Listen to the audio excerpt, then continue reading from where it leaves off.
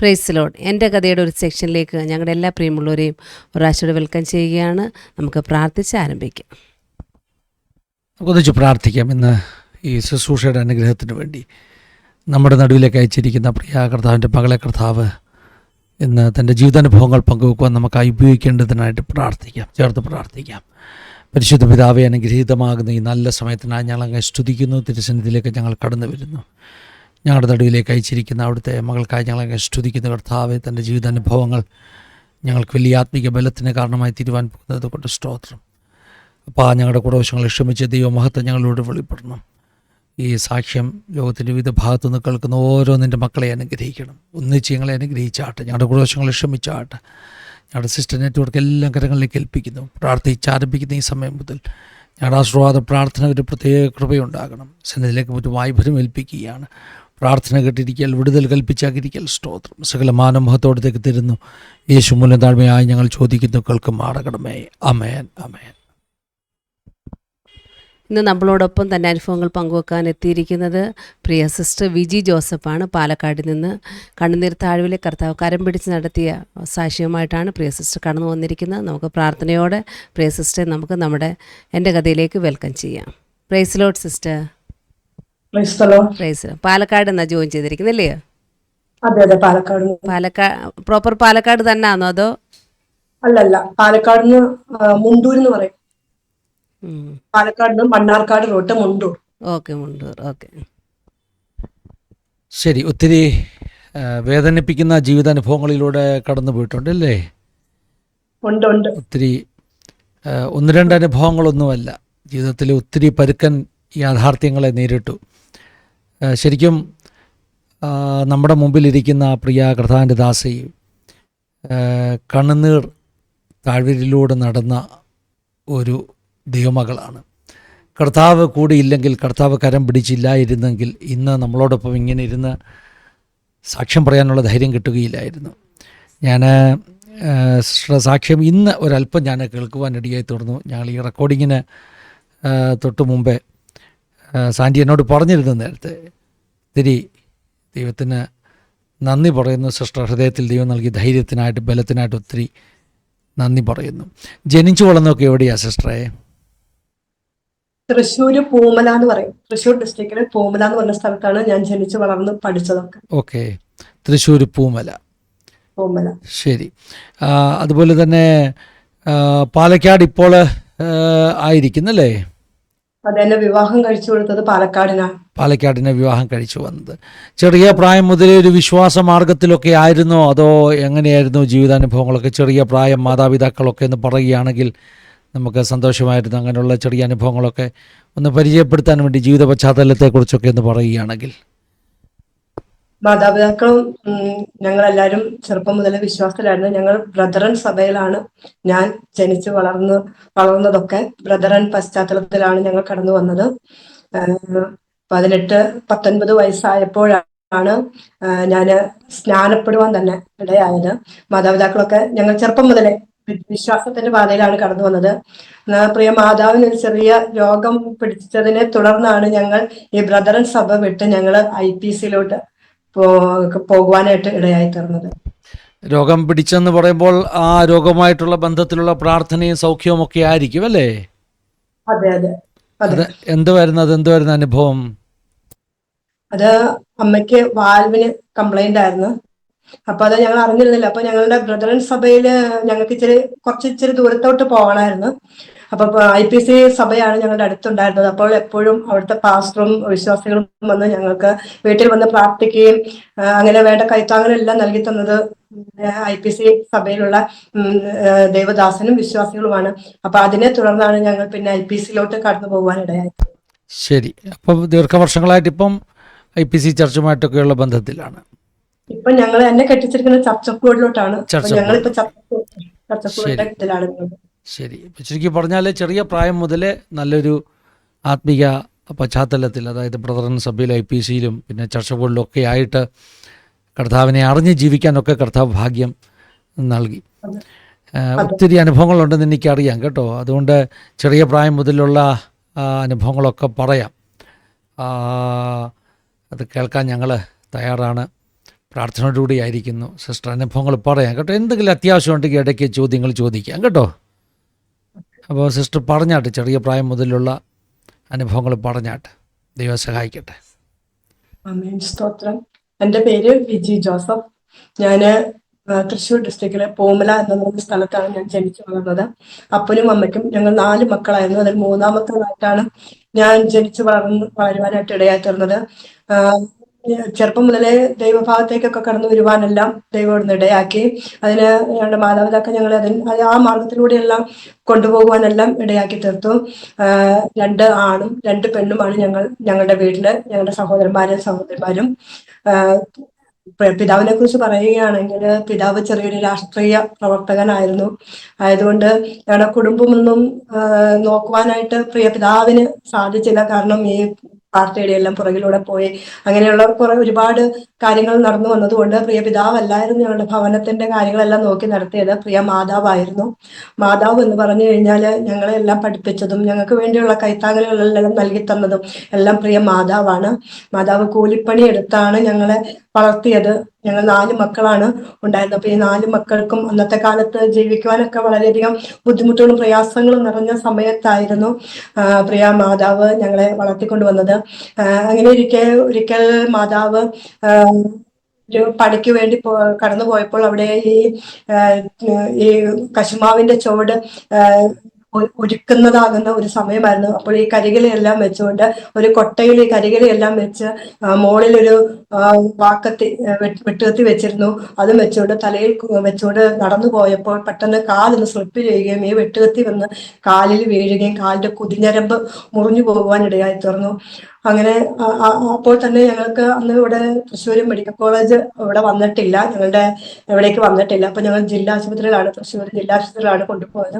അവിടെ കൊണ്ടുപോയി ഈ കുതിഞ്ഞരമ്പ് പോയത് അത് കാലിന് ഓപ്പറേഷൻ സർജറി ആവശ്യമാണെന്ന് ഡോക്ടർ പറയുകയും അങ്ങനെ എല്ലാ ടെസ്റ്റുകളും നടത്തിയപ്പോഴാണ് പ്രിയ മാതാവിന് വാൽവിന് ഒരു കംപ്ലൈന്റ് ഉണ്ടെന്ന് അറിയുവാൻ ഇടയായി തീർന്നത്. അപ്പോൾ പറഞ്ഞു ഈ സർജറി കഴിഞ്ഞ ഉടനെ നിങ്ങൾ എത്രയും പെട്ടെന്ന് ഒരു ഹാർട്ടിന്റെ ഒരു കാർഡിയോളജിസ്റ്റിനെ കാണിക്കണമെന്ന് പറയുവാൻ ഇടയായി. അപ്പോൾ ഞങ്ങളെല്ലാം തീരെ കുഞ്ഞുങ്ങളാണ്, ഞങ്ങളുടെ എല്ലാം ചെറുപ്രായത്തിലാണ് ഇത് സംഭവിക്കുന്നത്. അപ്പൊ പലപ്പോഴും രാത്രി സമയങ്ങളിൽ ഈ ഓരോ അസുഖം വന്ന് വളരെ ബുദ്ധിമുട്ടുകളെല്ലാം ഉണ്ടായിരുന്ന സമയങ്ങളായിരുന്നു. എന്നാൽ ഞങ്ങൾക്ക് അറിയത്തില്ലായിരുന്നു എന്താണ് ഈ അസുഖം എന്നുള്ളത് അറിയത്തില്ലായിരുന്നു, ആരും കണ്ടുപിടിച്ചൊന്നുമില്ലായിരുന്നു. എന്നാൽ ഈ ഒരു കാലിന്റെ ഈ കുതിഞ്ഞരമ്പ് മുറിഞ്ഞത് മുഖാന്തരമായിട്ട് അങ്ങനെ ഹാർട്ടിന് പ്രോബ്ലം ഉണ്ടെന്ന് അറിയുവാൻ ഇടയായി തീർന്നു. അങ്ങനെ ആ സമയത്ത് തൃശ്ശൂർ മെഡിക്കൽ കോളേജ് നമുക്ക് അടുത്ത് തന്നെ ഇവിടെ വരുവാൻ ഇടയായി. അങ്ങനെ ഹോസ്പിറ്റലിൽ കൊണ്ടുപോയി കാണിക്കുകയും അപ്പോഴാണ് വാൽവ് ചുരുങ്ങുന്ന ഒരു പ്രോബ്ലമാണ് പ്രിയ മാതാവിന് വന്നതെന്ന് അറിയുവാനിടയായി. അങ്ങനെ കുറെ നാള് അവിടുത്തെ ചികിത്സയിലൊക്കെ ആയിരുന്നു. എന്നാൽ പോലും ചികിത്സ എന്ന് പറഞ്ഞു കഴിഞ്ഞാൽ കിടപ്പ് രോഗിയൊന്നുമല്ല, ആള് നല്ല ഉഷാറായിരുന്നു, പിന്നെയും പണിക്കൊക്കെ പോകുമായിരുന്നു. അങ്ങനെ നല്ല രീതിയിൽ ആള് നല്ല ഓടി നടക്കുന്ന ഒരു വ്യക്തിയാണ് ഞങ്ങളുടെ മാതാവ് എന്ന് പറയുന്നത്. അങ്ങനെ ഇരുന്നപ്പോഴാണ് തീരെ ഒത്തിരി ബുദ്ധിമുട്ടുകളൊക്കെ നേരിട്ടു. അപ്പോൾ തൃശ്ശൂർ മെഡിക്കൽ കോളേജിൽ നിന്ന് ഞങ്ങൾക്ക് റെഫർ ചെയ്തു കോട്ടയം മെഡിക്കൽ കോളേജിലേക്ക് എത്രയും പെട്ടെന്ന് ഒരു സർജറി ആവശ്യമാണെന്ന് പറയുവാൻ ഇടയായി തീർന്നു. ആ സമയത്ത് എൻ്റെ പ്രിയ മൂത്ത സഹോദരിയുടെ വിവാഹം കഴിഞ്ഞു. പിന്നെ ഞങ്ങൾ 3 മക്കളാണ്, 2 സഹോദരന്മാരും ഞാനും പ്രിയ പിതാവും മാത്രമേ ഉള്ളൂ. അപ്പോൾ ഞാൻ പ്രീ ഡിഗ്രി എല്ലാം കഴിഞ്ഞ് ഞാൻ നഴ്സിങ്ങിന് പഠിക്കുന്ന സമയമാണ്. തൃശ്ശൂർ ഹാർട്ട് ഹോസ്പിറ്റലിലാണ് ഞാൻ നഴ്സിങ്ങിന് പോയത്. 1 വർഷക്കാലം ആ നഴ്സിങ്ങിന് കടന്നു പോകുവാൻ ഇടയായി. ആ സമയത്താണ് പ്രിയ മാതാവിന് ഇപ്രകാരം ഒരു സർജറി വേണ്ടി വന്നത്. അപ്പോൾ മാതാവിനെ നോക്കുവാനായിട്ട് ഞാൻ ആ പഠിപ്പെല്ലാം നിർത്തിവെച്ച് പ്രിയ മാതാവിനെ നോക്കുവാനായിട്ട് ഞാൻ കടന്നുപോയി. അങ്ങനെ കോട്ടയം മെഡിക്കൽ കോളേജിൽ വെച്ച് 1998 ഒക്ടോബർ മാസത്തിൽ 28-ാം തീയതി നടന്ന ഏറ്റവും ആദ്യത്തെ വാൽവ് റിപ്ലേസ്മെന്റ് സർജറി പ്രിയ മാതാവിനാണ് നടന്നത്. കോട്ടയം മെഡിക്കൽ കോളേജിൽ ആദ്യമായിട്ട് നടക്കുന്ന ഒരു സർജറി ആയിരുന്നു. വളരെ വാർത്താ പ്രാധാന്യമുള്ളതാകുന്ന ഒരു കാര്യമായിരുന്നു അത്. അങ്ങനെ 8 മണിക്കൂർ നീണ്ടു നിന്ന സർജറിയിലൂടെ പ്രിയ മാതാവിന് ജീവിതം തിരികെ കിട്ടുവാനിടയായി തീർന്നു. ഞങ്ങളെല്ലാം വളരെയധികം ഭാരപ്പെട്ട് പ്രയാസപ്പെട്ട സമയങ്ങളായിരുന്നു. ആ സമയങ്ങളിലെല്ലാം ഞങ്ങൾ പ്രാർത്ഥിക്കുവാനും ഞങ്ങളുടെ അടുത്തുള്ള പാസ്റ്റർമാരും എല്ലാവരും കടന്നു വന്ന് ഞങ്ങൾക്ക് വേണ്ടി പ്രാർത്ഥിക്കുകയും ഞങ്ങൾക്ക് വേണ്ട കൈത്താങ്ങലുകളെല്ലാം നൽകി തരുവാനിടയായി തീർന്നു. അതിൻ പ്രകാരം ആ ഓപ്പറേഷൻ കഴിഞ്ഞ് ഭവനത്തിൽ കടന്നു വന്നു. എന്നാൽ 6 മാസത്തോളം പൂർണ്ണമായ റെസ്റ്റ് നമ്മൾ പറഞ്ഞിരുന്നതാണ്. എന്നാൽ പ്രിയ മാതാവ് അങ്ങനെ അധികം റെസ്റ്റ് ഒന്നും കിടന്നിരുന്നില്ല. ആള് എപ്പോഴും ഭയങ്കര ഉഷാറുള്ള, എപ്പോഴും കിടക്കുന്ന ഒരു പ്രകടനക്കാരി അല്ലായിരുന്നു, ഓടി നടക്കുന്ന ഒരു വ്യക്തിയായിരുന്നു. അങ്ങനെ ഇരിക്കുമ്പോഴാണ് 2000 എനിക്ക് വിവാഹം പാലക്കാട് നിന്ന് കടന്നു വരുവാൻ ഇടയായി തീർന്നത്. ഏപ്രിൽ 6-ാം തീയതിയായിരുന്നു എൻ്റെ വിവാഹം നിശ്ചയിച്ചത്. വിവാഹ ദിവസം ഏപ്രിൽ 6-ാം തീയതിയായിരുന്നു. അപ്പോൾ ഞാനും പ്രിയ മാതാവും കൂടെ ഞങ്ങൾ കല്യാണം വിളിക്കുവാനായിട്ട് ഞങ്ങളുടെ വീടിൻ്റെ അടുത്ത് തന്നെയുള്ള ഒരു സിസ്റ്ററുടെ ഒരു നേഴ്സിന്റെ കുഞ്ഞുങ്ങൾ ട്യൂഷൻ എടുത്തിരുന്നു. അപ്പം അവർക്ക് അവിടെ അവര് ആ സ്ഥലത്തു നിന്ന് ട്രാൻസ്ഫറായി തൃശ്ശൂർ കുന്നംകുളം ഒക്കെ ട്രാൻസ്ഫറായി പോകുവാനിടയായി തീർന്നു. അപ്പൊ ഞാനും പ്രിയ മാതാവും അവരെ കല്യാണം വിളിക്കുവാനായിട്ട് ഇറങ്ങിയതാണ്. ഞാൻ നേരത്തെ തന്നെ വീട്ടിൽ നിന്ന് ഇറങ്ങി ബസ്സിൽ കയറിയിരുന്നു. എന്നാൽ പ്രിയ മാതാവ് വളരെ നേരമായിട്ടും വീട്ടിൽ നിന്ന് ഇറങ്ങുന്നില്ല. അന്ന് അവരോട് പറഞ്ഞു, എനിക്ക് ഇങ്ങനെ യോഗങ്ങൾക്ക് പോകുമ്പോൾ ഉടുക്കുന്ന സാരി, മാസയോഗങ്ങൾക്കൊക്കെ പോകുമ്പോൾ ഉടുക്കുന്ന സാരി, വെള്ളയിൽ പുള്ളിയുള്ള ആ സാരി മതി എന്ന് പറയുവാനിടയായി. അപ്പൊ ഞങ്ങൾ പറഞ്ഞു, ഇങ്ങനെ ഒരു കല്യാണം വിളിക്കാൻ പോകുന്നതല്ലേ അമ്മ, എന്തിനാണ് ഈ സാരിയൊക്കെ ഉടുക്കുന്നത് എന്നൊക്കെ പറയുവാനിടയായി. എന്നാൽ അമ്മച്ചിക്ക് ഭയങ്കര നിർബന്ധമായിരുന്നു. പ്രിയ അമ്മച്ചി ഓടി എന്ന് പറയാനില്ല, ഞാൻ ബസ്സിൽ കയറിയിരുന്നു. പുറകെ അമ്മച്ചി വന്ന ബസ്സിൽ ആ സ്റ്റെപ്പിൽ കാല് വെച്ചതേ ഉള്ളൂ. അവിടെ വെച്ച് തന്നെ കുഴഞ്ഞു വീണ് താൻ പ്രിയം വെച്ച നാട്ടിലേക്ക് പോകുവാനിടയായി തീർന്നു. വളരെ ദുഃഖകരമായ ഒരു സംഭവമായിരുന്നു ഞങ്ങളുടെ ജീവിതത്തില്. വിവാഹത്തിന് വെറും 10 ദിവസം മാത്രമേ ഉള്ളൂ. മാർച്ച് 25-ാം തീയതി താൻ പ്രിയം വെച്ച നാട്ടിലോട്ട് ഞങ്ങളുടെ മാതാവ് യാത്രയായി. എന്നാൽ കല്യാണം മാറ്റിവെക്കുകയോ ഒന്നും ചെയ്തില്ല. ഏപ്രിൽ 6-ാം തീയതി വെറും 10 ദിവസം കഴിഞ്ഞപ്പോൾ എൻ്റെ വിവാഹം നടക്കുവാനിടയായി തീർന്നു. പാലക്കാട് മുണ്ടൂര് കയറങ്കോട് എന്ന് പറഞ്ഞ സ്ഥലത്തേക്കാണ് എന്നെ വിവാഹം കഴിച്ചയച്ചത്. അതിനുശേഷമായിട്ട് ഞാൻ ആ ഭവനത്തിൽ പോവുകയുണ്ട്. ഭവനത്തിലേക്ക് കടന്നു ചെന്നത് ഏറ്റവും വളരെ ദുഃഖത്തോടെയായിരുന്നു ഞാൻ ആ ഭവനത്തിലേക്ക് കടന്നു ചെന്നത്. കാരണം ഞങ്ങൾക്ക് ഉള്ള മാതാവ് നഷ്ടപ്പെട്ട ആ വേദനയും പ്രയാസങ്ങളും എല്ലാം ഞങ്ങൾ വളരെയധികം അലട്ടിയിരുന്നു. പിന്നെ പ്രിയ സഹോദരന്മാർ 2 പേരും പ്രിയ പിതാവും മാത്രമേ ഭവനത്തിലുള്ളൂ. സഹോദരന്മാർക്ക് ഒക്കെ അധികം പ്രായമില്ല, ചെറുപ്പമായിരുന്നു. എന്നെ 21-ാമത്തെ വയസ്സിലാണ് എന്നെ വിവാഹം കഴിച്ചയക്കുവാൻ ഇടയായി തീർന്നത്. അതിനുശേഷം പ്രിയ പിതാവും സഹോദരങ്ങളും ഒക്കെ വളരെ ബുദ്ധിമുട്ടുകൾ അനുഭവിച്ചു. കാരണം അവർക്കൊരു ഭക്ഷണം വയ്ക്കുവാനോ ഒന്നും കഴിയാത്തതാന്നൊരവസ്ഥ. എൻ്റെ പ്രിയ മൂത്ത സഹോദരൻ ആണ് പിന്നെ കുടുംബം എല്ലാം നോക്കി നടത്തിയത്. 2 സഹോദരന്മാരും ജോലിക്കെല്ലാം പോകുവാനായിട്ട് ഇടയായി തീർന്നു. അതിൻ പ്രകാരം ഞങ്ങളുടെ അമ്മയുടെ വീട്ടുകാരുടെ എല്ലാം നിർബന്ധ പ്രകാരം തന്നെ പ്രിയ പിതാവ് 2ാമത് വിവാഹം കഴിക്കുവാൻ ഇടയായി തീർന്നു. ആ വിവാഹം കഴിച്ച മാതാവ് എന്ന് പറയുന്നത് ഞങ്ങൾക്ക് നല്ലൊരു മാതാവാണ്. ഞങ്ങളുടെ ഇളയമ്മ എന്നാണ് മാതാവിനെ വിളിച്ചിരുന്നത്. ഞങ്ങൾക്ക് ഒരിക്കലും ആ മാതാവ് ഞങ്ങളുടെ അമ്മയെ പോലെ തന്നെ ഞങ്ങളെ സ്നേഹിച്ചു. എന്നാൽ ഞങ്ങൾ തന്നെ 4 പേരും തന്നെയായിരുന്നു ആ മാതാവിന് മക്കളായിട്ടുണ്ടായിരുന്നത്. പ്രിയ മാതാവ് ഒരു കുക്കായിരുന്നു. തൃശ്ശൂർ വുമൻസ് ഫുഡ് കോർട്ട് എന്ന് പറഞ്ഞ സ്ഥലത്ത് മെയിൻ കുക്കായിട്ട് വർക്ക് ചെയ്യുന്ന ഒരു വ്യക്തിയായിരുന്നു. അങ്ങനെ ഇരിക്കാൻ പെട്ടെന്ന് പല്ലിനൊരു വേദന വരികയും എന്നാൽ ഈ വേദനയൊക്കെ വന്നാലും ആള് തന്നെത്താൻ ഗുളിക കഴിച്ച് ആ വേദനയെല്ലാം കുറഞ്ഞ് വീണ്ടും ജോലിക്ക് പോകും. ഒരു ദിവസം പോലും വീട്ടിലിരിക്കത്തില്ല. അങ്ങനെയുള്ള ഒരു വ്യക്തിയായിരുന്നു. അങ്ങനെ വളരെ സഹിക്കാൻ മേലാത്തതാകുന്ന വേദന വന്നപ്പോൾ ഞങ്ങളെ തൃശ്ശൂര് ഡെന്റൽ ഹോസ്പിറ്റല് മെഡിക്കൽ കോളേജിൽ കൊണ്ടുപോയി കാണിക്കുകയും അവിടുത്തെ പല്ലെടുക്കുകയും അതിന് പ്രകാരം അത് ടെസ്റ്റിന് അയക്കുകയും ചെയ്തു. അപ്പോൾ ടെസ്റ്റിന്റെ റിസൾട്ട് വന്നത് ഒരു ക്യാൻസർ ആയിട്ടായിരുന്നു. അങ്ങനെ എന്നെ വിവാഹം കഴിച്ച് എനിക്ക് 2 കുഞ്ഞുങ്ങളും ഉണ്ടായി. അപ്പോൾ ഈ മാതാവിനെ നോക്കുവാനായിട്ട് ഞാൻ പാലക്കാട് നിന്ന് ഞാൻ ഇവിടെ വന്ന് പ്രിയ മാതാവിനെ നോക്കുവാനിടയായി തീർന്നു. 35 റേഡിയേഷനും 6 കീമോയും പ്രിയ മാതാവിനെ എടുക്കുവാനിടയായി തീർന്നു. അങ്ങനെ പ്രിയ മാതാവിനെ അതിൽ നിന്നെല്ലാം ഞങ്ങളുടെ ഇളയമ്മ റിക്കവറായി വരികയും അപ്പോൾ ഡോക്ടർ പറഞ്ഞു, ഇനി ഈ ചൂടത്തുള്ള, അതായത് ഈ കുക്കിംഗ് പണിയൊന്നും കുക്ക് ആയിട്ട് പോവണ്ട, അല്ലാത്ത വേറെ എന്തെങ്കിലും ജോലിക്കൊക്കെ പോയിക്കോളാൻ പറഞ്ഞു. എന്നാൽ ഇളയമ്മ വീണ്ടും 6 മാസത്തിന് ശേഷം വീണ്ടും ജോലിക്ക് പോകുവാൻ ഇടയായി തീർന്നു. അവിടെ ഈ കുക്കായിട്ട് തന്നെ ജോലി ചെയ്യുവാനിടയായി. അങ്ങനെ ഇരിക്കെ പെട്ടെന്ന് ഒരു ചുമ വരികയും അപ്പോൾ എന്നെ വീട്ടിലോട്ട് വിളിച്ചു പറയുവാൻ ഇടയായി, എനിക്ക് ചുമയാണ്, നീ എന്നെ വന്ന് ഡോക്ടറെ അടുത്തൊന്ന് കൊണ്ട് കാണിക്കണം എന്ന് പറയുവാൻ ഇടയായി. അങ്ങനെ ഞാൻ വീണ്ടും പാലക്കാട് നിന്ന് ഇവിടെ പ്രിയ മാതാവിനെ നോക്കുവാനായിട്ട് ഇവിടെ വന്നു. അങ്ങനെ അമല ഹോസ്പിറ്റൽ, തൃശ്ശൂർ അമല ഹോസ്പിറ്റലായിരുന്നു അമ്മയുടെ ഇളയമ്മയുടെ ചികിത്സ നടന്നിരുന്നത്. വീണ്ടും ആ ഹോസ്പിറ്റലിലോട്ട് തന്നെ കൊണ്ടുപോവുകയും അവിടെ ചെന്നപ്പം പറഞ്ഞു, ശ്വാസകോശത്തിൽ വെള്ളം കെട്ടി കിടക്കുകയാണ്, അപ്പൊ ആ വെള്ളം കുത്തിയെടുക്കണം എന്ന് പറയുവാനിടയായി. അങ്ങനെ അവിടെ അഡ്മിറ്റ് ആയി. എന്നാൽ വെള്ളമെല്ലാം കുത്തിയെടുത്ത് അതിന്റെ റിസൾട്ട് വന്നപ്പോൾ ഈ അണുക്കള് ശ്വാസകോശത്തിലേക്ക് ബാധിച്ചതായിരുന്നു. കൃത്യം 1 മാസം കഴിഞ്ഞപ്പോഴത്തേക്കും പ്രിയ മാതാവും താൻ പ്രിയം വെച്ചതായ നാട്ടിലേക്ക് പോകുവാനിടയായി തീർന്നു. സത്യത്തിൽ ലോകപ്രകാരമായിട്ടുള്ളതാണ്. ഞങ്ങളുടെ രണ്ട് മാതാപിതാക്കളും ഈ ലോകത്തുനിന്ന് മാറ്റപ്പെട്ടപ്പോൾ വളരെയധികം പ്രയാസങ്ങളും ദുഃഖങ്ങളും എല്ലാം ഞങ്ങൾ അനുഭവിച്ചു. എന്നിരുന്നാൽ പോലും ഹല്ലേലൂയ, ഞങ്ങളെ അമ്മയെ പോലെ സ്നേഹിച്ച്, ഞങ്ങളെ അമ്മയെ പോലെ താലോലിച്ച്, ഹല്ലേലൂയ, ഞങ്ങളെ മാർവോട് അണച്ചതാകുന്ന ആ പ്രിയ താതന്റെ മാറിൽ ഞങ്ങൾക്ക് ചാരുവാൻ, ഞങ്ങൾക്ക് ആശ്രയം വെക്കുവാൻ ഇടയായി തീർന്നു. ഹല്ലേലൂയ, ഞങ്ങളുടെ ദുഃഖങ്ങളെല്ലാം സാരമില്ല എന്ന് എണ്ണിക്കൊണ്ട് ഈ ലോകത്ത് ജീവിക്കുവാനായിട്ട് ദൈവം ഞങ്ങളെ ഒരിക്കൽ കൂടി ദൈവം അവിടുന്ന് ഞങ്ങളെ സഹായിച്ചു. പ്രിയ പിതാവ് ഇപ്പോഴും ഉണ്ട്. ഹല്ലേലൂയ, തൻ്റെ രണ്ട് ഭാര്യമാരും നഷ്ടപ്പെട്ടു പോയതാന്നൊരു അവസ്ഥയിലൂടെ കടന്നുപോയപ്പോഴും ദൈവം അവിടുന്ന് ആശ്വസിപ്പിക്കുന്നു, വഴി നടത്തുന്നു എന്ന് പറയുവാനല്ലാതെ ഞങ്ങൾക്ക് മറ്റൊന്നിനും കഴിയുകയില്ല. അങ്ങനെ എനിക്ക് രണ്ട് കുഞ്ഞുങ്ങളുണ്ടായി. ഒരാണും, മൂത്തത് പെൺകൊച്ചായിരുന്നു, രണ്ടാമത്തത് ആൺകുട്ടിയെ. അങ്ങനെ രണ്ട് മക്കളാണ് എനിക്കുണ്ടായിരുന്നത്. ഞാൻ എന്നെ വിവാഹം കഴിച്ച വീട്ടിലോട്ട് വന്നപ്പോൾ അവിടെ 4 മക്കളാണ്. രണ്ട് സഹോദരന്മാരും 2 സഹോദരിമാരും. അവിടെ ഇവിടുത്തെ ഇതുപോലെ പ്രിയ പിതാവ് നേരത്തെ തന്നെ ഈ ലോകത്തുനിന്ന് മാറ്റപ്പെട്ടതാണ്.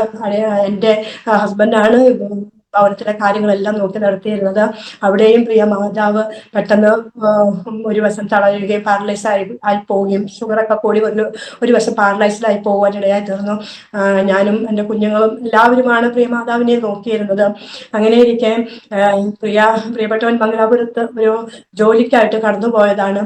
ആ സമയത്ത് കടന്നുപോയപ്പോൾ പെട്ടെന്ന് ഒരു അസ്വസ്ഥത വരികയും ഞങ്ങളെ ഇങ്ങോട്ട് വിളിക്കുവാൻ ഇടയായി തീർന്നു. എനിക്കൊരു പെട്ടെന്ന് ഒരു അസ്വസ്ഥത വന്ന് ഞാൻ ഹോസ്പിറ്റലിലേക്ക് കടന്നു പോവുകയാണ് എന്ന് പറഞ്ഞ് വിളിക്കുവാൻ ഇടയായി തീർന്നു. അവിടെ പെട്ടെന്ന് തന്നെ അടുത്തുള്ള ഒരു ചേട്ടനെയും കൂട്ടി ഹോസ്പിറ്റലിൽ കടന്നു ചെന്നപ്പോൾ അവിടുത്തെ ഡോക്ടർ പറഞ്ഞു എത്രയും പെട്ടെന്ന് ഒരു കാർഡിയോളജിസ്റ്റിനെ കാണിക്കണം, നിങ്ങൾ യാത്രയൊന്നും ചെയ്യരുതെന്ന് പറയുവാനിടയായി. അവിടുന്ന് പെട്ടെന്ന് ഒരു ഇഞ്ചക്ഷനൊക്കെ എടുത്ത് ഇരുന്നു. അപ്പൊ ഞങ്ങളോട് ഇങ്ങനെ വിളിച്ചു പറയുവാൻ ഇടയായി തീർന്നു. എന്നാൽ ഞങ്ങൾ പറഞ്ഞു, എന്നാൽ എത്രയും പെട്ടെന്ന് വീട്ടിലോട്ട് ഇങ്ങോട്ടേക്ക് പോരെ എന്ന് പറയുവാനിടയായി. അങ്ങനെ രാത്രി അവിടെ നിന്ന് ട്രെയിൻ കയറി ഞങ്ങളുടെ ഭവനത്തിൽ എത്തുവാനിടയായി. പിറ്റേ ദിവസം തന്നെ ഞാൻ ഹോസ്പിറ്റലിലേക്ക് പ്രിയപ്പെട്ടവനെയും കൊണ്ട് ഹോസ്പിറ്റലിൽ കടന്നുപോയി. അവിടെ ചെന്ന് ടെസ്റ്റുകളെല്ലാം ചെയ്തപ്പോഴാണ് ഒരു മേജർ അറ്റാക്ക് ആയിരുന്നു പ്രിയപ്പെട്ടവന് കടന്നു വന്നത്. അവിടെ ഞങ്ങൾ വളരെയധികം ദുഃഖവും പ്രയാസങ്ങളും എല്ലാം അനുഭവിച്ചുവെങ്കിലും ദൈവം അതെന്തെല്ലാം വിടുവിച്ച് കൊണ്ടുവന്നു. 2020 പെട്ടെന്ന് കൊറോണ ബാധിക്കുവാനിടയായി തീർന്നു. വളരെയധികം ബുദ്ധിമുട്ടുകൾ നേരിട്ടു. ഒരിക്കലും ഞാൻ ജീവിതത്തിലേക്ക് കടന്നു വരുമോ എന്ന് പോലും സംശയിച്ചതാകുന്ന സമയമായിരുന്നു. ആ സമയത്ത് പ്രിയ പൈതലാണ്, മോനാണ് എൻ്റെ കൂടെ ഹോസ്പിറ്റലിൽ നിന്നിരുന്നത്. ഓക്സിജനൊക്കെ വെച്ച് കിടക്കുന്നതാകുന്നൊരവസ്ഥ. എൻ്റെ തൊട്ട് കടുത്ത് കിടക്കുന്നതാകുന്ന ബെഡിലുള്ള ആൾക്കാരെല്ലാം നോക്കി നിൽക്കുമ്പോൾ തന്നെ ഈ ലോകത്ത് നിന്ന് മാറ്റപ്പെടുന്നതാകുന്ന ഒരു അവസ്ഥ കണ്ടപ്പോൾ സത്യത്തിൽ ഞാനും ഭാരപ്പെട്ടു. ഞാനും ഇനി പോകുമോ എന്ന് വളരെയധികം ഭാരപ്പെട്ടതാകുന്ന സമയം. ഞാൻ ഒരിക്കലും വീട്ടിലോട്ട് എൻ്റെ ഭവനത്തിൽ തിരിച്ചു ചെല്ലുകയില്ല എന്ന് പോലും വിചാരിച്ചതാകുന്ന സമയത്ത് അതിൽ അനേകരുടെ പ്രാർത്ഥന, എനിക്ക് കുറച്ച് ക്രിസ്ത്യൻ ഗ്രൂപ്പുകളും ഒക്കെ ഉണ്ടായിരുന്നു. എൻ്റെ ആ ഗ്രൂപ്പിലുള്ള എല്ലാവരും, അതുപോലെ തന്നെ ഞങ്ങളുടെ പ്രിയപ്പെട്ടവർ, ഞങ്ങളുടെ പാസ്റ്റേഴ്സും ഞങ്ങളുടെ സഭക്കാരും എല്ലാവരും ഒന്നിച്ചിരുന്ന് പ്രാർത്ഥിക്കുവാനിടയായി തീർന്നു. അതിന്റെ ഫലമായിട്ട് ജീവിതത്തിലേക്ക് തിരിച്ചു വരുവാനിടയായി തീർന്നു. അതുകൊണ്ട് പ്രിയ മാതാവിനെ ഞങ്ങൾക്ക് നോക്കുവാനായിട്ട് എനിക്കും വയ്യാത്തൊരവസ്ഥ, പ്രിയപ്പെട്ടവരും വയ്യാത്തതാകുന്നൊരവസ്ഥ. ആ സമയത്താണ് പ്രിയ മകളുടെ വിവാഹം എല്ലാം കഴിഞ്ഞത്. ആ സമയത്ത് അവൾ പ്രസവിച്ച് കിടക്കുന്നതാകുന്ന സമയം. ആ സമയത്തേക്ക് മാതാവിനെ നോക്കുവാൻ ബുദ്ധിമുട്ടുള്ളത് കൊണ്ട് പ്രിയ സഹോദരന്റെ അടുത്ത് കോട്ടയത്ത് പ്രിയ മാതാവിനെ കൊണ്ടുപോകുവാൻ ഇടയായി തീർന്നു. അതിനുശേഷം ഞങ്ങൾ വീണ്ടും ഭവനത്തിലേക്ക് കടന്നു വന്നു. അതിനുശേഷമായിട്ട് വീണ്ടും പ്രിയപ്പെട്ടവന് വീണ്ടും പെട്ടെന്ന് ഒരു വയ്യായിക വരികയും ഞങ്ങൾ ഉടനെ തന്നെ ഹോസ്പിറ്റലിൽ കൊണ്ടുപോവുകയും അവിടെ ചെന്നപ്പോൾ വീണ്ടും ഒരു അറ്റാക്കാണ് കടന്നു വന്നത്. അവിടെ ചെന്ന് ടെസ്റ്റ് എല്ലാം ചെയ്തു കഴിഞ്ഞപ്പോഴാണ് ഡോക്ടർ പറയുന്നത് അത് 2ാമത്തെ അറ്റാക്ക് അല്ല, അത് 3ാമത്തതാണ് വന്നിരിക്കുന്നതെന്ന്. അവിടെയും ഞങ്ങൾ വളരെയധികം ഭാരപ്പെട്ടതാകുന്ന സമയങ്ങൾ, ഞങ്ങൾ പ്രയാസങ്ങൾ അനുഭവിച്ചതാകുന്ന സമയങ്ങൾ. അങ്ങനെ ഞങ്ങൾ എല്ലാവരും ദൈവസന്നിധിയിൽ പ്രാർത്ഥിക്കുവാനിടയായി തീർന്നു. അങ്ങനെ പ്രിയപ്പെട്ടവരെ ഞങ്ങളുടെ ജീവിതത്തിലേക്ക് തിരിച്ചു കൊണ്ടുവരുവാൻ ഇടയായി തീർന്നു. അതിനുശേഷമായിട്ട് ഒരു ദിവസം എനിക്ക് കിടക്കുമ്പോൾ എൻ്റെ കൈയുടെ വിരലുകൾക്ക് ഒരു വേദന കടന്നു വരുവാൻ ഇടയായി തീർന്നു. വേദന എന്ന് പറഞ്ഞു കഴിഞ്ഞാൽ എനിക്ക് സഹിക്കാൻ പറ്റാത്തതാകുന്ന വേദന. രാത്രിയിലാണ് ഈ വേദന ഉണ്ടാകുന്നത്. നിമിഷ നേരം നോക്കി നിൽക്കുമ്പോൾ തന്നെ മറ്റുള്ള വിരലുകളും അതുപോലെ തന്നെ കാലുകളിന്റെ വിരലുകളും കാലിന്റെ മുട്ടുകൾ എന്ന് വേണ്ട എല്ലാവരും നീരും വേദനയായി. എനിക്ക് ബെഡിൽ നിന്ന് എഴുന്നേൽക്കാൻ പോലും പറ്റാത്തതാകുന്ന ഒരു അവസ്ഥ. അങ്ങനെ ഞങ്ങൾ അവിടെ അടുത്തുള്ള ഒരു ഹോസ്പിറ്റലിൽ കൊണ്ടുപോയി. അവിടെ ചെന്ന് അവരെ ഇഞ്ചക്ഷനൊക്കെ എടുത്ത് അപ്പോൾ ആന്റിബയോട്ടിക് ഒക്കെ തന്ന് ഇനി ബ്ലഡൊക്കെ ടെസ്റ്റ് ചെയ്ത് അതിന്റെ റിസൾട്ട് നോക്കിയിട്ട് ചികിത്സിക്കാമെന്ന് പറയാനിടയായി. എന്നാൽ അവിടെ കടന്നു വന്നതാകുന്ന ഒരു പ്രായമായ ഒരു അമ്മച്ചി ഉണ്ടായിരുന്നു. ആ അമ്മച്ചി ഞങ്ങളോട്, എന്നെ പ്രിയപ്പെട്ടവനോട് പറഞ്ഞു, നിങ്ങൾ എത്രയും പെട്ടെന്ന് കൊച്ചിനെ ജില്ലാ ആശുപത്രി, ആയുർവേദ ആശുപത്രിയിലേക്ക് കൊണ്ടുപോയി എന്ന് പറയുവാനിടയായി. അപ്രകാരം എന്നെ വീണ്ടും ആയുർവേദ ആശുപത്രിയിലേക്ക് കൊണ്ടുപോയി. അവിടെ ചെന്ന് എനിക്ക് എഴുന്നേറ്റ് നടക്കാനോ നിൽക്കാനോ ഒന്നും പറ്റാത്ത അവസ്ഥ. എടുത്തുകൊണ്ടാണ് എന്നെ ഇപ്പോൾ കൊണ്ടുപോകുന്നത്. ആ സമയത്ത് ഡോക്ടർ എന്നെ നോക്കി ഉടനെ പറഞ്ഞു എനിക്ക് ആമവാദം ആണെന്ന്.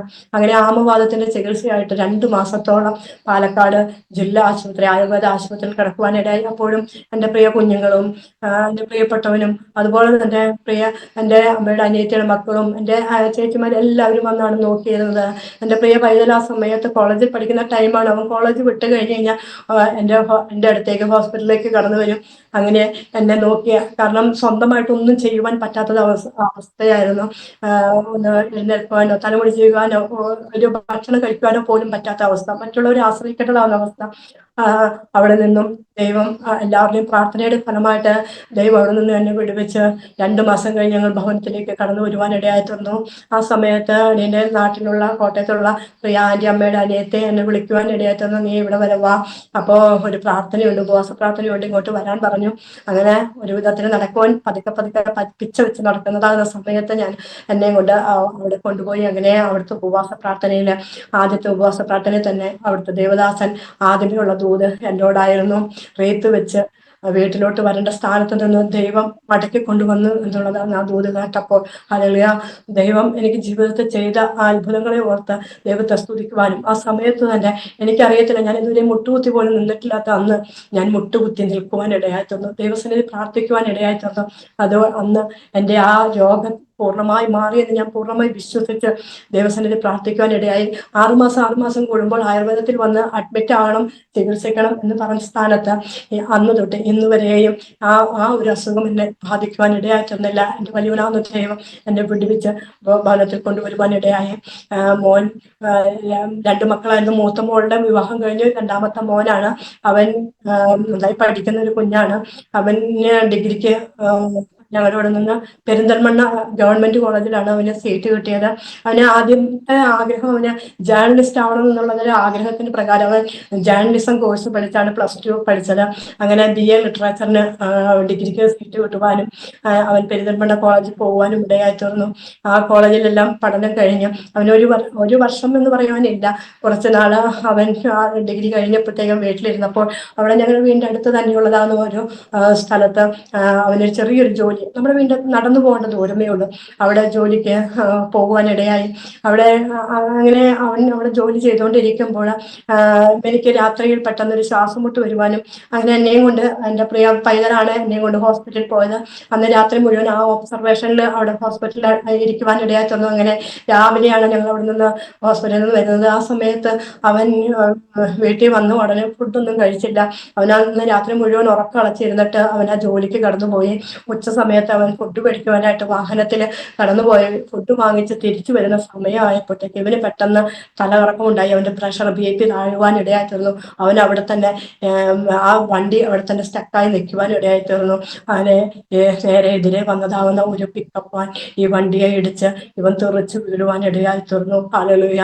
2023 ഈ സംഭവം, 2022 ഈ സംഭവം ഉണ്ടായത്. അപ്പോൾ മാനസികമായിട്ട് ഞങ്ങൾ വളരെ തകർന്നതാകുന്ന ഒരു അവസ്ഥ. ഇവയെ കൊണ്ട് ഹോസ്പിറ്റലിൽ ഞങ്ങൾ കടന്നു പോവുകയും അവിടെ ചെന്നപ്പോൾ മേല് മുഴുവനും ഒരു മുറിവായിരുന്നു. വളരെയധികം ഞങ്ങൾ ദുഃഖിച്ചതാകുന്ന ഒരു സമയം ആയിരുന്നു ആ സമയം. കാരണം ഞങ്ങളുടെ 2 കുഞ്ഞുങ്ങളെ അതുപോലെ സ്നേഹിച്ച് വളർത്തിക്കൊണ്ട് വരുന്നതാകുന്ന ഒരു കുഞ്ഞുങ്ങളായിരുന്നു. ആ സമയത്ത് ഞാൻ ആശുപത്രിയിൽ കൊണ്ടുപോവുകയും അവിടെ ചെന്ന് എക്സ്റേ സ്കാനിങ് ഒക്കെ ചെയ്ത് കഴിഞ്ഞപ്പോഴാണ് അവൻ്റെ തലയുടെ ഒരു വശത്ത് ബ്ലഡ് ക്ലോട്ട് ആയിട്ടുണ്ടെന്ന് പറയുവാനിടയായി. എന്നാൽ അവിടെ ആശുപത്രികളിൽ അഡ്മിറ്റാക്കി നന്നായി കുറഞ്ഞ് ഞങ്ങൾ ഡിസ്ചാർജ് ആയത് വീട്ടിൽ വരുവാനിടയായി തീർന്നു. അതുവരെയും ഇവൻ സത്യത്തില് ദൈവത്തെ അത്രയ്ക്കധികം അവൻ അറിഞ്ഞിരുന്നില്ല. ഞങ്ങൾ വിശ്വാസികളായതുകൊണ്ട് അവൻ പള്ളിയിൽ പോകുമെന്നല്ലാതെ അവൻ വേറെ നല്ല രീതിയിൽ അവൻ ദൈവത്തെ അറിഞ്ഞില്ല. അവൻ ഈ ഒരു ആക്സിഡന്റ് ഉണ്ടായത് അവന്റെ ജീവിതത്തിൽ ഒരു വഴിത്തിരിവ് ഉണ്ടാകുവാനിടയായി തീർന്നു. അന്ന് മുതൽ ഇവൻ ദൈവസന്നിധിയിൽ ഇവൻ പ്രാർത്ഥിക്കുവാൻ തുടങ്ങി.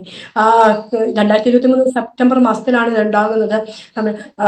അവൻ ആ മാസം കഴിഞ്ഞ് ഒക്ടോബർ മാസം തൊട്ട് ഇവൻ ദൈവസന്നിധിയിൽ വളരെയധികം അവൻ ദൈവത്തോട് അടുക്കുവാനിടയായി തീർന്നു.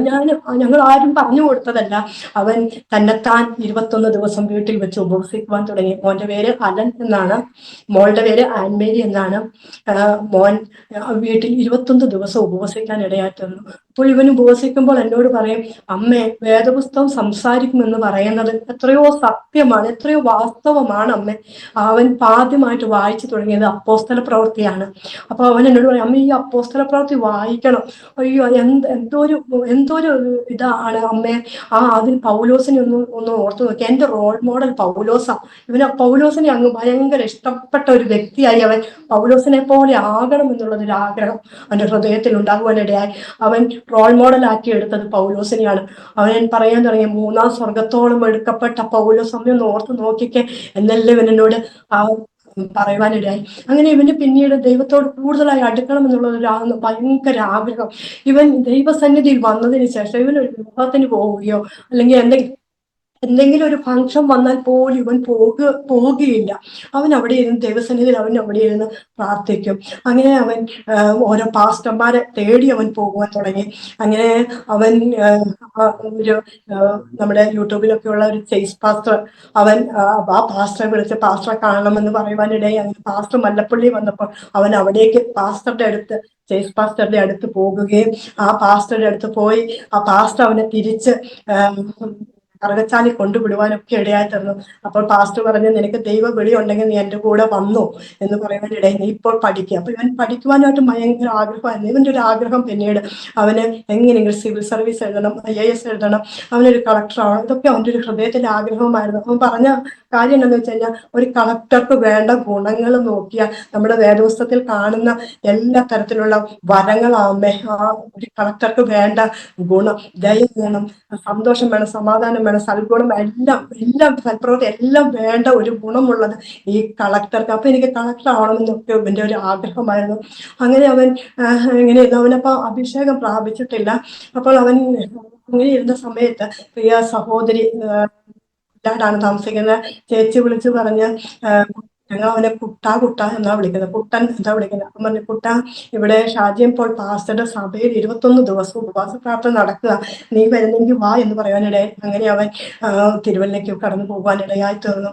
അവിടെ ചെന്ന അവസാന ദിവസം 21-ാമത്തെ അവസാന ശനിയാഴ്ച ദിവസം ഇവൻ ദൈവസന്നിധിയിൽ ആത്മാവിൽ ദൈവത്തെ ആരാധിക്കുവാനിടയായി തീർന്നു. ആ സമയത്ത് അവൻ എന്നോട് വിളിച്ചു പറഞ്ഞു, അമ്മേ, ഈ സ്പിരിറ്റ് എന്ന് പറയുന്നത്, ഈ ഹോളി സ്പിരിറ്റ്, അതൊരു ഭയങ്കര അമ്മ, ഇത് നമ്മുടെ ജീവിതത്തിൽ വന്നു കഴിഞ്ഞാൽ നമ്മൾ ആള് മാറിയവനെ പോലെ ആയിത്തീരുമെന്ന് ഇവൻ അത് രുചിച്ചറിയുവാൻ, ഇതവൻ അനുഭവിച്ചറിയുവാൻ ഇടയായി തീർന്നു. അത് കഴിഞ്ഞപ്പോൾ ഇവനുണ്ടായ സന്തോഷം നമുക്ക് പറഞ്ഞറിയിക്കാൻ പറ്റില്ല. അവൻ പിന്നെ സഭയിലെല്ലാം വളരെ ആക്റ്റീവാണ്. എല്ലാ ക്യാമ്പുകൾക്കും എല്ലാം പോകും. അങ്ങനെ പ്രസംഗ മത്സരത്തിനൊക്കെ അവന് പ്രൈസ് എല്ലാം വാങ്ങിച്ചുകൊണ്ട് വരും. അവനും അവന്റെ അപ്പയുമാണ് ഞങ്ങളുടെ സഭയില് ഡ്രമ്മും സൈഡ് ഡ്രമ്മും ഒക്കെ കൊട്ടുന്നത്. അവൻ അതുപോലെ നല്ല പാട്ടുകാരൻ, നല്ലൊരു ആളുമാണ്. അങ്ങനെ അവൻ ദൈവസന്നിധിയിൽ അവൻ കൂടുതലായി അടുക്കുവാനിടയായി തീർന്നു. അങ്ങനെ ഇരുന്നപ്പോഴാണ് അവൻ പറഞ്ഞത്, അപ്പൊ എനിക്കൊരു ചെറിയ ജോലി ഉണ്ടെങ്കിൽ എനിക്ക് ഇതൊക്കെ പഠിക്കാം, എനിക്ക് അമ്മയെ സഹായിക്കുകയൊക്കെ ചെയ്യാം അല്ലോ എന്ന് പറയുവാനിടയായി തീർന്നു. പ്രിയ മകൻ, ഞാൻ 2006 എനിക്ക് ഞങ്ങളുടെ വീട്ടിൽ തെങ്ങൊക്കെ ഉണ്ട്. അപ്പൊ തെങ്ങ് കയറാൻ ആളെ കിട്ടാതെ ആവുമ്പോൾ ഞാൻ തെങ്ങുകയറ്റം പഠിക്കുവാനിടയായി തീർന്നു. അങ്ങനെ ഞാനിവിടെ തെങ്ങൊക്കെ കയറി. അങ്ങനെ ഞാൻ ഈ പ്രിയ പൈതലിനെ ഈ തെങ്ങുകയറ്റം പഠിപ്പിക്കുവാനിടയായി തീർന്നു. പിന്നീട് ഇവനാണ് ഈ തെങ്ങ് കയറുന്ന മിഷൻ കൊണ്ടുപോയി തെങ്ങ് കയറുന്നത്. ആ തെങ്ങ് കയറി കിട്ടുന്ന പൈസ, ഒരു 10 പൈസ പോലും അവൻ എടുക്കാതെ അതുപോലെ കൊണ്ടുവന്ന് അവൻ കോളേജിലെല്ലാം പോയിരുന്നത് ഈ പൈസ, ഒരു 100 രൂപ കിട്ടിയാൽ അത് എൻ്റെ അടുത്ത് കൊണ്ടുതരും. അതുപോലെയായിരുന്നു. അങ്ങനെ ഈ തെങ്ങ് കയറുന്ന പൈസ കൊണ്ടുപോയി അവൻ ബസ് ഫെയറൊക്കെ അതിലാണ് അവൻ എടുത്തിരുന്നത്. അങ്ങനെ അങ്ങനെ ആത്മീയമായിട്ട് വളരെ ഉയരുവാനിടയായി. അപ്പോൾ അവൻ പറഞ്ഞു, അമ്മ, ഞാനൊരു ചെറിയ ജോലിക്ക് പോയാലോ? അങ്ങനെയാണ് ഞങ്ങളുടെ അടുത്തുള്ള ഒരു കൊച്ചു പറഞ്ഞു, ഇങ്ങനെ ഇന്റർവ്യൂ ഉണ്ട്, നീ ഒന്ന് അറ്റൻഡ് ചെയ്യുവാൻ പറയുവാൻ ഇടയായി തീർന്നു. അങ്ങനെ അവൻ ലുലുമാളിൽ പോയി അറ്റൻഡ് ചെയ്തു. അങ്ങനെ അവനവിടെ ജോലി ലഭിക്കുവാനിടയായി തീർന്നു. ഒരു ഐസ്ക്രീം പാർലറാണ് അവന് കിട്ടിയത്. അവൻ പറഞ്ഞു, എന്തായാലും ഞാൻ ജോലി ചെയ്ത ആ പൈസ കൊണ്ട് എനിക്ക് പഠിക്കണം, എനിക്ക് സിവിൽ സർവീസ് എഴുതണം, എനിക്ക് കോച്ചിങ്ങിന് പോകണം എന്നൊക്കെ പറയുവാനിടയായി. അവിടെ ചെന്നപ്പോഴാണ് അവർ പറയുന്നത്, ഈ പാലക്കാട് നിന്ന് പുതിയ ഒരു സ്ഥലത്തേക്ക്, കൊല്ലത്തേക്ക്, അവിടെ പുതിയൊരു ഹൈപ്പർ മാർക്കറ്റ് വരികയാണ് ലുലുവിന്റെ, അപ്പൊ നീ അവിടേക്ക് നിന്നെ ആക്കാം എന്ന് പറഞ്ഞ് ഇവിടെ ഞങ്ങളുടെ അടുത്തുള്ള ഒരു കൊച്ചിന്റെ കൂടെ അവൻ കൊല്ലത്തേക്ക് പോകാനിടയായി തീർന്നു. അവിടെ കൊല്ലത്ത് ചെന്ന് ഞങ്ങൾ ആദ്യമായിട്ട് ഞങ്ങളുടെ ഭവനത്തിൽ നിന്ന് കൊല്ലത്തേക്ക് പോയപ്പോൾ ആ സമയത്ത് ഞങ്ങൾ അനുഭവിച്ച ദുഃഖം, എനിക്ക് ഇവനെ പിരിഞ്ഞിരിക്കാൻ പറ്റാത്തതാന്നൊരവസ്ഥയാണ്. ഏത് സമയവും ഞങ്ങൾ രണ്ടുപേരും ഒന്നിച്ചാണ്. എന്ത് സംശയം ഉണ്ടെങ്കിലും ഞാൻ അവനോടും അവൻ എന്നോടുമാണ് പറയുന്നത്. ഞങ്ങളുടെ വീട്ടിലെ പിള്ളേരുകളെല്ലാം ഞങ്ങളെ ഭയങ്കരമായിട്ട് ഇങ്ങനെ ഒരുമിച്ച് നടക്കുന്നത് കൊണ്ട് ഞങ്ങളെ ഇങ്ങനെ കളിയാക്കുകയൊക്കെ ചെയ്യും. എപ്പോഴും ഒരുമിച്ച് നടക്കുന്നത് എന്ന് പറയുവാൻ ഇടയായി. ടോം ആൻഡ് ജെറി പോലെയാണ് എന്ന് പിള്ളേർ വരെ പറയും. ഇങ്ങനെ ഇവന്റെ സംശയങ്ങളും എന്റെ സംശയങ്ങളെല്ലാം ഇവനാണ് എനിക്ക് തീർത്ത് തരുന്നത്. അങ്ങനെ അവൻ അവിടെ ലുലുമാളിൽ പോയപ്പോൾ ഇവന് ആരാധനയ്ക്ക് പോകുവാനായിട്ടുള്ളതാണ് ഒരു ബുദ്ധിമുട്ടായി തീർന്നത്. അപ്പോൾ അവൻ പറഞ്ഞു, ദൈവം എനിക്ക് ആരാധനയ്ക്ക് പോകുവാനുള്ള ഒരു വ്യക്തിനെ ദൈവം എനിക്ക് ഇവിടെ കൊണ്ടുതരും എന്ന് പറയുവാൻ ഇടയായി തീർന്നു. അപ്രകാരം അവൻ പോയി. ഒരു വ്യാഴാഴ്ചയാണ് അവൻ ഇവിടുന്ന് പോകുന്നത്. ഞായറാഴ്ച ഉച്ച കഴിഞ്ഞപ്പോഴത്തേക്കും ഒരു പാസ്റ്ററും കുടുംബവും ലുലുവില് അവിടെ ഹൈപ്പർ മാർക്കറ്റിൽ ചെല്ലുവാൻ ഇടയായി തീർന്നു. അവൻ ആ പാസ്റ്ററെ കണ്ട്, ഈ പാസ്റ്റർക്കും ഇവനൊരു വിശ്വാസിയാണെന്ന് കണ്ടുടനെ മനസ്സിലാക്കി. ഇവനും ഇതൊരു പാസ്റ്ററാണെന്ന് കണ്ടുടനെ മനസ്സിലാക്കുകയും അങ്ങനെ ആ പാസ്റ്ററിന്റെ നമ്പർ വാങ്ങിക്കുക. പാസ്റ്ററിന്റെ പേര് ജനാർദ്ദൻ ആണ്. പാസ്റ്റർ AG ചർച്ചിലെ ഒരു പാസ്റ്ററാണ്. ആ പാസ്റ്ററിന്റെ നമ്പർ വാങ്ങിക്കുകയും അങ്ങനെ അവൻ ആദ്യത്തെ ദിവസം പാസ്റ്ററിനെ വിളിച്ചു. ഒരു ചൊവ്വാഴ്ച ഒരു ഉപവാസ പ്രാർത്ഥനയായിരുന്നു. ആ ഉപവാസ പ്രാർത്ഥനയ്ക്ക് ഇവൻ കടന്നു പോകാൻ ഇടയായി തീർന്നു. ഇവൻ ചെന്ന സമയം മുതൽ അവിടെ നിന്ന സമയം വരെ ഒരാഴ്ചത്തെ പോലും സഭായോഗം അവൻ മുടക്കിയില്ല. അവൻ അത് കഴിഞ്ഞിട്ടേ ജോലിക്ക് കയറുകയുള്ളായിരുന്നു. അതുപോലെ ഒരു ഉപവാസ പ്രാർത്ഥന ഉണ്ടെങ്കിൽ പോലും അവിടെ ഉപവാസ പ്രാർത്ഥനയ്ക്ക് പോകും. അങ്ങനെ അവൻ അവിടെ ആയിരുന്നത്. ആ സമയത്ത് ഇവൻ എന്നോട് ആദ്യം വിളിച്ചു പറഞ്ഞു, ഞാൻ അമ്മയെ 6 മാസം കഴിഞ്ഞേ ഞാൻ വരുള്ളൂ, ഞാൻ ഇനി വരത്തേ ഇല്ല എന്ന് പറഞ്ഞൊക്കെയാണ് പോയത്. എന്നാൽ അപ്പൊ ഞാൻ പറഞ്ഞു, കുട്ടാ നീ ഒന്ന് വീട്ടിൽ വന്ന് ഞങ്ങളെ കണ്ടിട്ട് പോയാൽ മതിയടാ എന്നൊക്കെ പറയാനിടയായി. അപ്പൊ പെട്ടെന്നാണ് ഇവൻ എന്നോട് വിളിച്ചു പറഞ്ഞത്, അമ്മ ഞാൻ മാർച്ച് 31 വരെ ജോലി ചെയ്തിട്ടുള്ളൂ, ഞാൻ അങ്ങോട്ട് വരിക, എനിക്ക് പഠിക്കണം, പിന്നെ ഞാനില്ലെങ്കിൽ അമ്മയ്ക്ക് ബുദ്ധിമുട്ടാണല്ലോ, അപ്പൊ ഞാനുണ്ടെങ്കിൽ അമ്മയ്ക്ക് ഒരു ആശ്വാസം ആകുമല്ലോ എന്നൊക്കെ പറഞ്ഞാണ് ഇവൻ എൻ്റെ ഫോൺ വിളിക്കുവാൻ ഇടയായിട്ടത്. അപ്പൊ ഞാൻ പറഞ്ഞ എന്നാ നീ വരികയാണെങ്കിൽ വാ എന്ന് പറയുവാൻ ഇടയാത്തുന്നു. അപ്പൊ എന്നോട് പറഞ്ഞു, ഏപ്രിൽ 1, 2, 3 ദിവസങ്ങളിൽ പാസ്റ്റർ അവിടെ ഉപവാസ പ്രാർത്ഥന, അതും കഴിഞ്ഞിട്ട് ഞാൻ 4-ാം തീയതി ഞാൻ വീട്ടിലോട്ട് കടന്നു വരുവുള്ളൂ എന്ന് പറയുവാൻ ഇടയായി തീർന്നു. അങ്ങനെ അവൻ 31-ാം തീയതി അവൻ്റെ ജോലി റിസൈൻ ചെയ്യുകയും പാസ്റ്ററുടെ വീട്ടിലോട്ട് കടന്നു പോവുകയും അവിടെ 3 ദിവസം ഉപവസിക്കുവാൻ ഇടയായി തീർന്നു. പാസ്റ്റർ ഇവൻ ഒരു നേരം പോലും ഫുഡ് കഴിക്കാതെ, അവൻ ഫുൾ ടൈമും ഫുഡ് കഴിക്കാതെയായിരുന്നു അവന്റെ ഉപവാസം. അപ്പോൾ അവിടുത്തെ പാസ്റ്റർ പറഞ്ഞു, മോനെ നീ ചെറു പ്രായമല്ലേ, നീ ഒരു നേരം എങ്കിലും ഫുഡ് കഴിച്ചോളാൻ പറഞ്ഞപ്പോ അവൻ പറഞ്ഞു, പാസ്റ്റർ ആന്റി എനിക്ക് ഉപവസിക്കാൻ പറ്റിയില്ലെങ്കിലോ, എപ്പോഴല്ലേ എനിക്ക് ഉപവസിക്കാൻ പറ്റുള്ളൂ പറയുവാനിടയായി തീർന്നു. അവൻ അവിടെ നിന്ന് 3 ദിവസം കഴിഞ്ഞ് പാസ്റ്ററോടല്ല അവൻ രൂപാന്തരപ്പെട്ടാണ്. ഭയങ്കര മാറ്റമാണ് അവനിൽ വന്നത്. അവൻ വീട്ടിലോട്ട് കടന്നു വരുവാനിടയായി തീർന്നു. ഇവൻ വിളിച്ചു പറഞ്ഞു, അമ്മേ ഞാൻ ഇന്ന് വരും, നിങ്ങളപ്പോ ഒരു കാര്യം ചേച്ചിയുടെ വീട്ടിലോട്ട് കടന്നു വന്നേക്കാൻ, ഞാൻ അവിടേക്ക് വരാം. ഇവൻ രാത്രി 7-7:30 ആയപ്പോഴത്തേക്കാണ് ട്രെയിനൊക്കെ ഇറങ്ങി അവൻ വീട്ടിലോട്ട് വരുന്നത്. ഇവൻ വരുന്നത് നോക്കി ഞാൻ ആ സിറ്റോട്ട് തന്നെ ഇരിക്കുന്നുണ്ട്. അപ്പോൾ ഇവൻ ഞാൻ ഗേറ്റ് കടന്ന് വരുന്നതെല്ലാം കണ്ടപ്പോൾ എനിക്ക് വളരെയധികം സന്തോഷമായി. ഞാൻ ഓടിച്ചെല്ലും, അവനെന്നെ കെട്ടിപ്പിടിച്ച് ഉമ്മ കൊടുക്കുകയും ഒക്കെ ചെയ്തു. പിതാവിന്റെ അടുത്ത് ചെന്ന് പിതാവ് കിടക്കുകയോ അപ്പയുടെ അമ്മയത്ത് കയറി ഇവൻ ഉമ്മ വയ്ക്കുകയോ കുറെ നേരം ഇങ്ങനെ ഒരുമിച്ച് കിടക്കുവാനൊക്കെ ഇടയായിരുന്നു. അപ്പോൾ പ്രിയ മകളുടെ ബർത്ത്ഡേ സമയമായിരുന്നു, മാർച്ച് 21-ാം തീയതി. അപ്പം അവൻ വിളിച്ചു പറഞ്ഞിരുന്നു, ഞാൻ നിനക്കൊരു ഗിഫ്റ്റ് വാങ്ങിച്ചിട്ടുണ്ടെന്ന് പറയുവാനിടയായി. ഇവൻ ഓടിച്ചിട്ട് ഇവൻ വന്നുടനെ ഇവൾക്ക് ഗിഫ്റ്റ് കൊണ്ട് കൊടുത്തിട്ട് ഇവളോട് പറഞ്ഞു, ഞാൻ നിനക്ക് ജീവനെ തരുവാടി, എന്ന് പറയുവാനിടയായി. അങ്ങനെ അവൾക്ക് സത്യവേദ പുസ്തകം, ഒരു ബൈബിളാണ് അവൾക്ക് ഗിഫ്റ്റ് കൊണ്ട് കൊടുത്തത്. അവന്റെ ജീവനെ അവൾക്ക് കൊടുക്കുവാനിടയായി തീർന്നു. ഇത് നീ വായിക്കണം, ഇത് നീ ദൈവസന്നിധിയിലാവണം എന്നൊക്കെ അവളെ കുറെ ഉപദേശിക്കുവാനൊക്കെ ഇടയായി തീർന്നു. പിറ്റേ ദിവസം പ്രിയ മോളുടെ കുഞ്ഞിന്റെ 1-ാമത്തെ വയസ്സിന്റെ ബർത്ത്ഡേ ആയിരുന്നു. അപ്പോൾ ഇവൻ ഉണ്ടായിരുന്നില്ല, അവൻ കൊല്ലത്തായിരുന്നു. അന്ന് ആ ബർത്ത്ഡേ ദിവസം പാസ്റ്ററെ വിളിച്ച് പ്രാർത്ഥിപ്പിക്കുകയും ഒക്കെ ചെയ്യുവാൻ ഇടയായി തീർന്നു.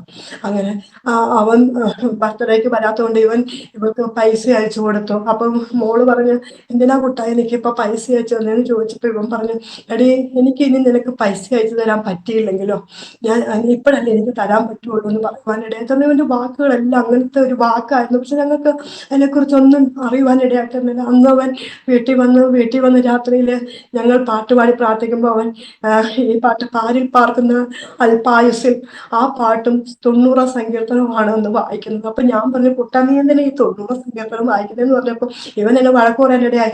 അമ്മേ, നിങ്ങൾക്കൊക്കെ ഒരു ധാരണയുണ്ട് ഇതൊക്കെ മരണത്തിന് വായിക്കുന്നതാണെന്നും മരണത്തിന് പാടുന്ന പാട്ടുകളാണിതെന്നും ഒക്കെ ഉള്ള ഒരു ഇതുണ്ട്. നമുക്ക് പ്രത്യാശ നൽകുന്ന പാട്ടാണ്, നമുക്ക് ആശ്വാസം നൽകുന്ന വാക്യങ്ങൾ, ആശ്വാസം നൽകുന്ന പാട്ടുകളാണ്. ഇത് ഇതൊക്കെ നമ്മൾ എപ്പോഴും പാടിക്കൊണ്ടിരിക്കണം. അല്ലാതെ മരണത്തിന് വേണ്ടി മാത്രം പാടുന്ന പാട്ടുകളല്ല.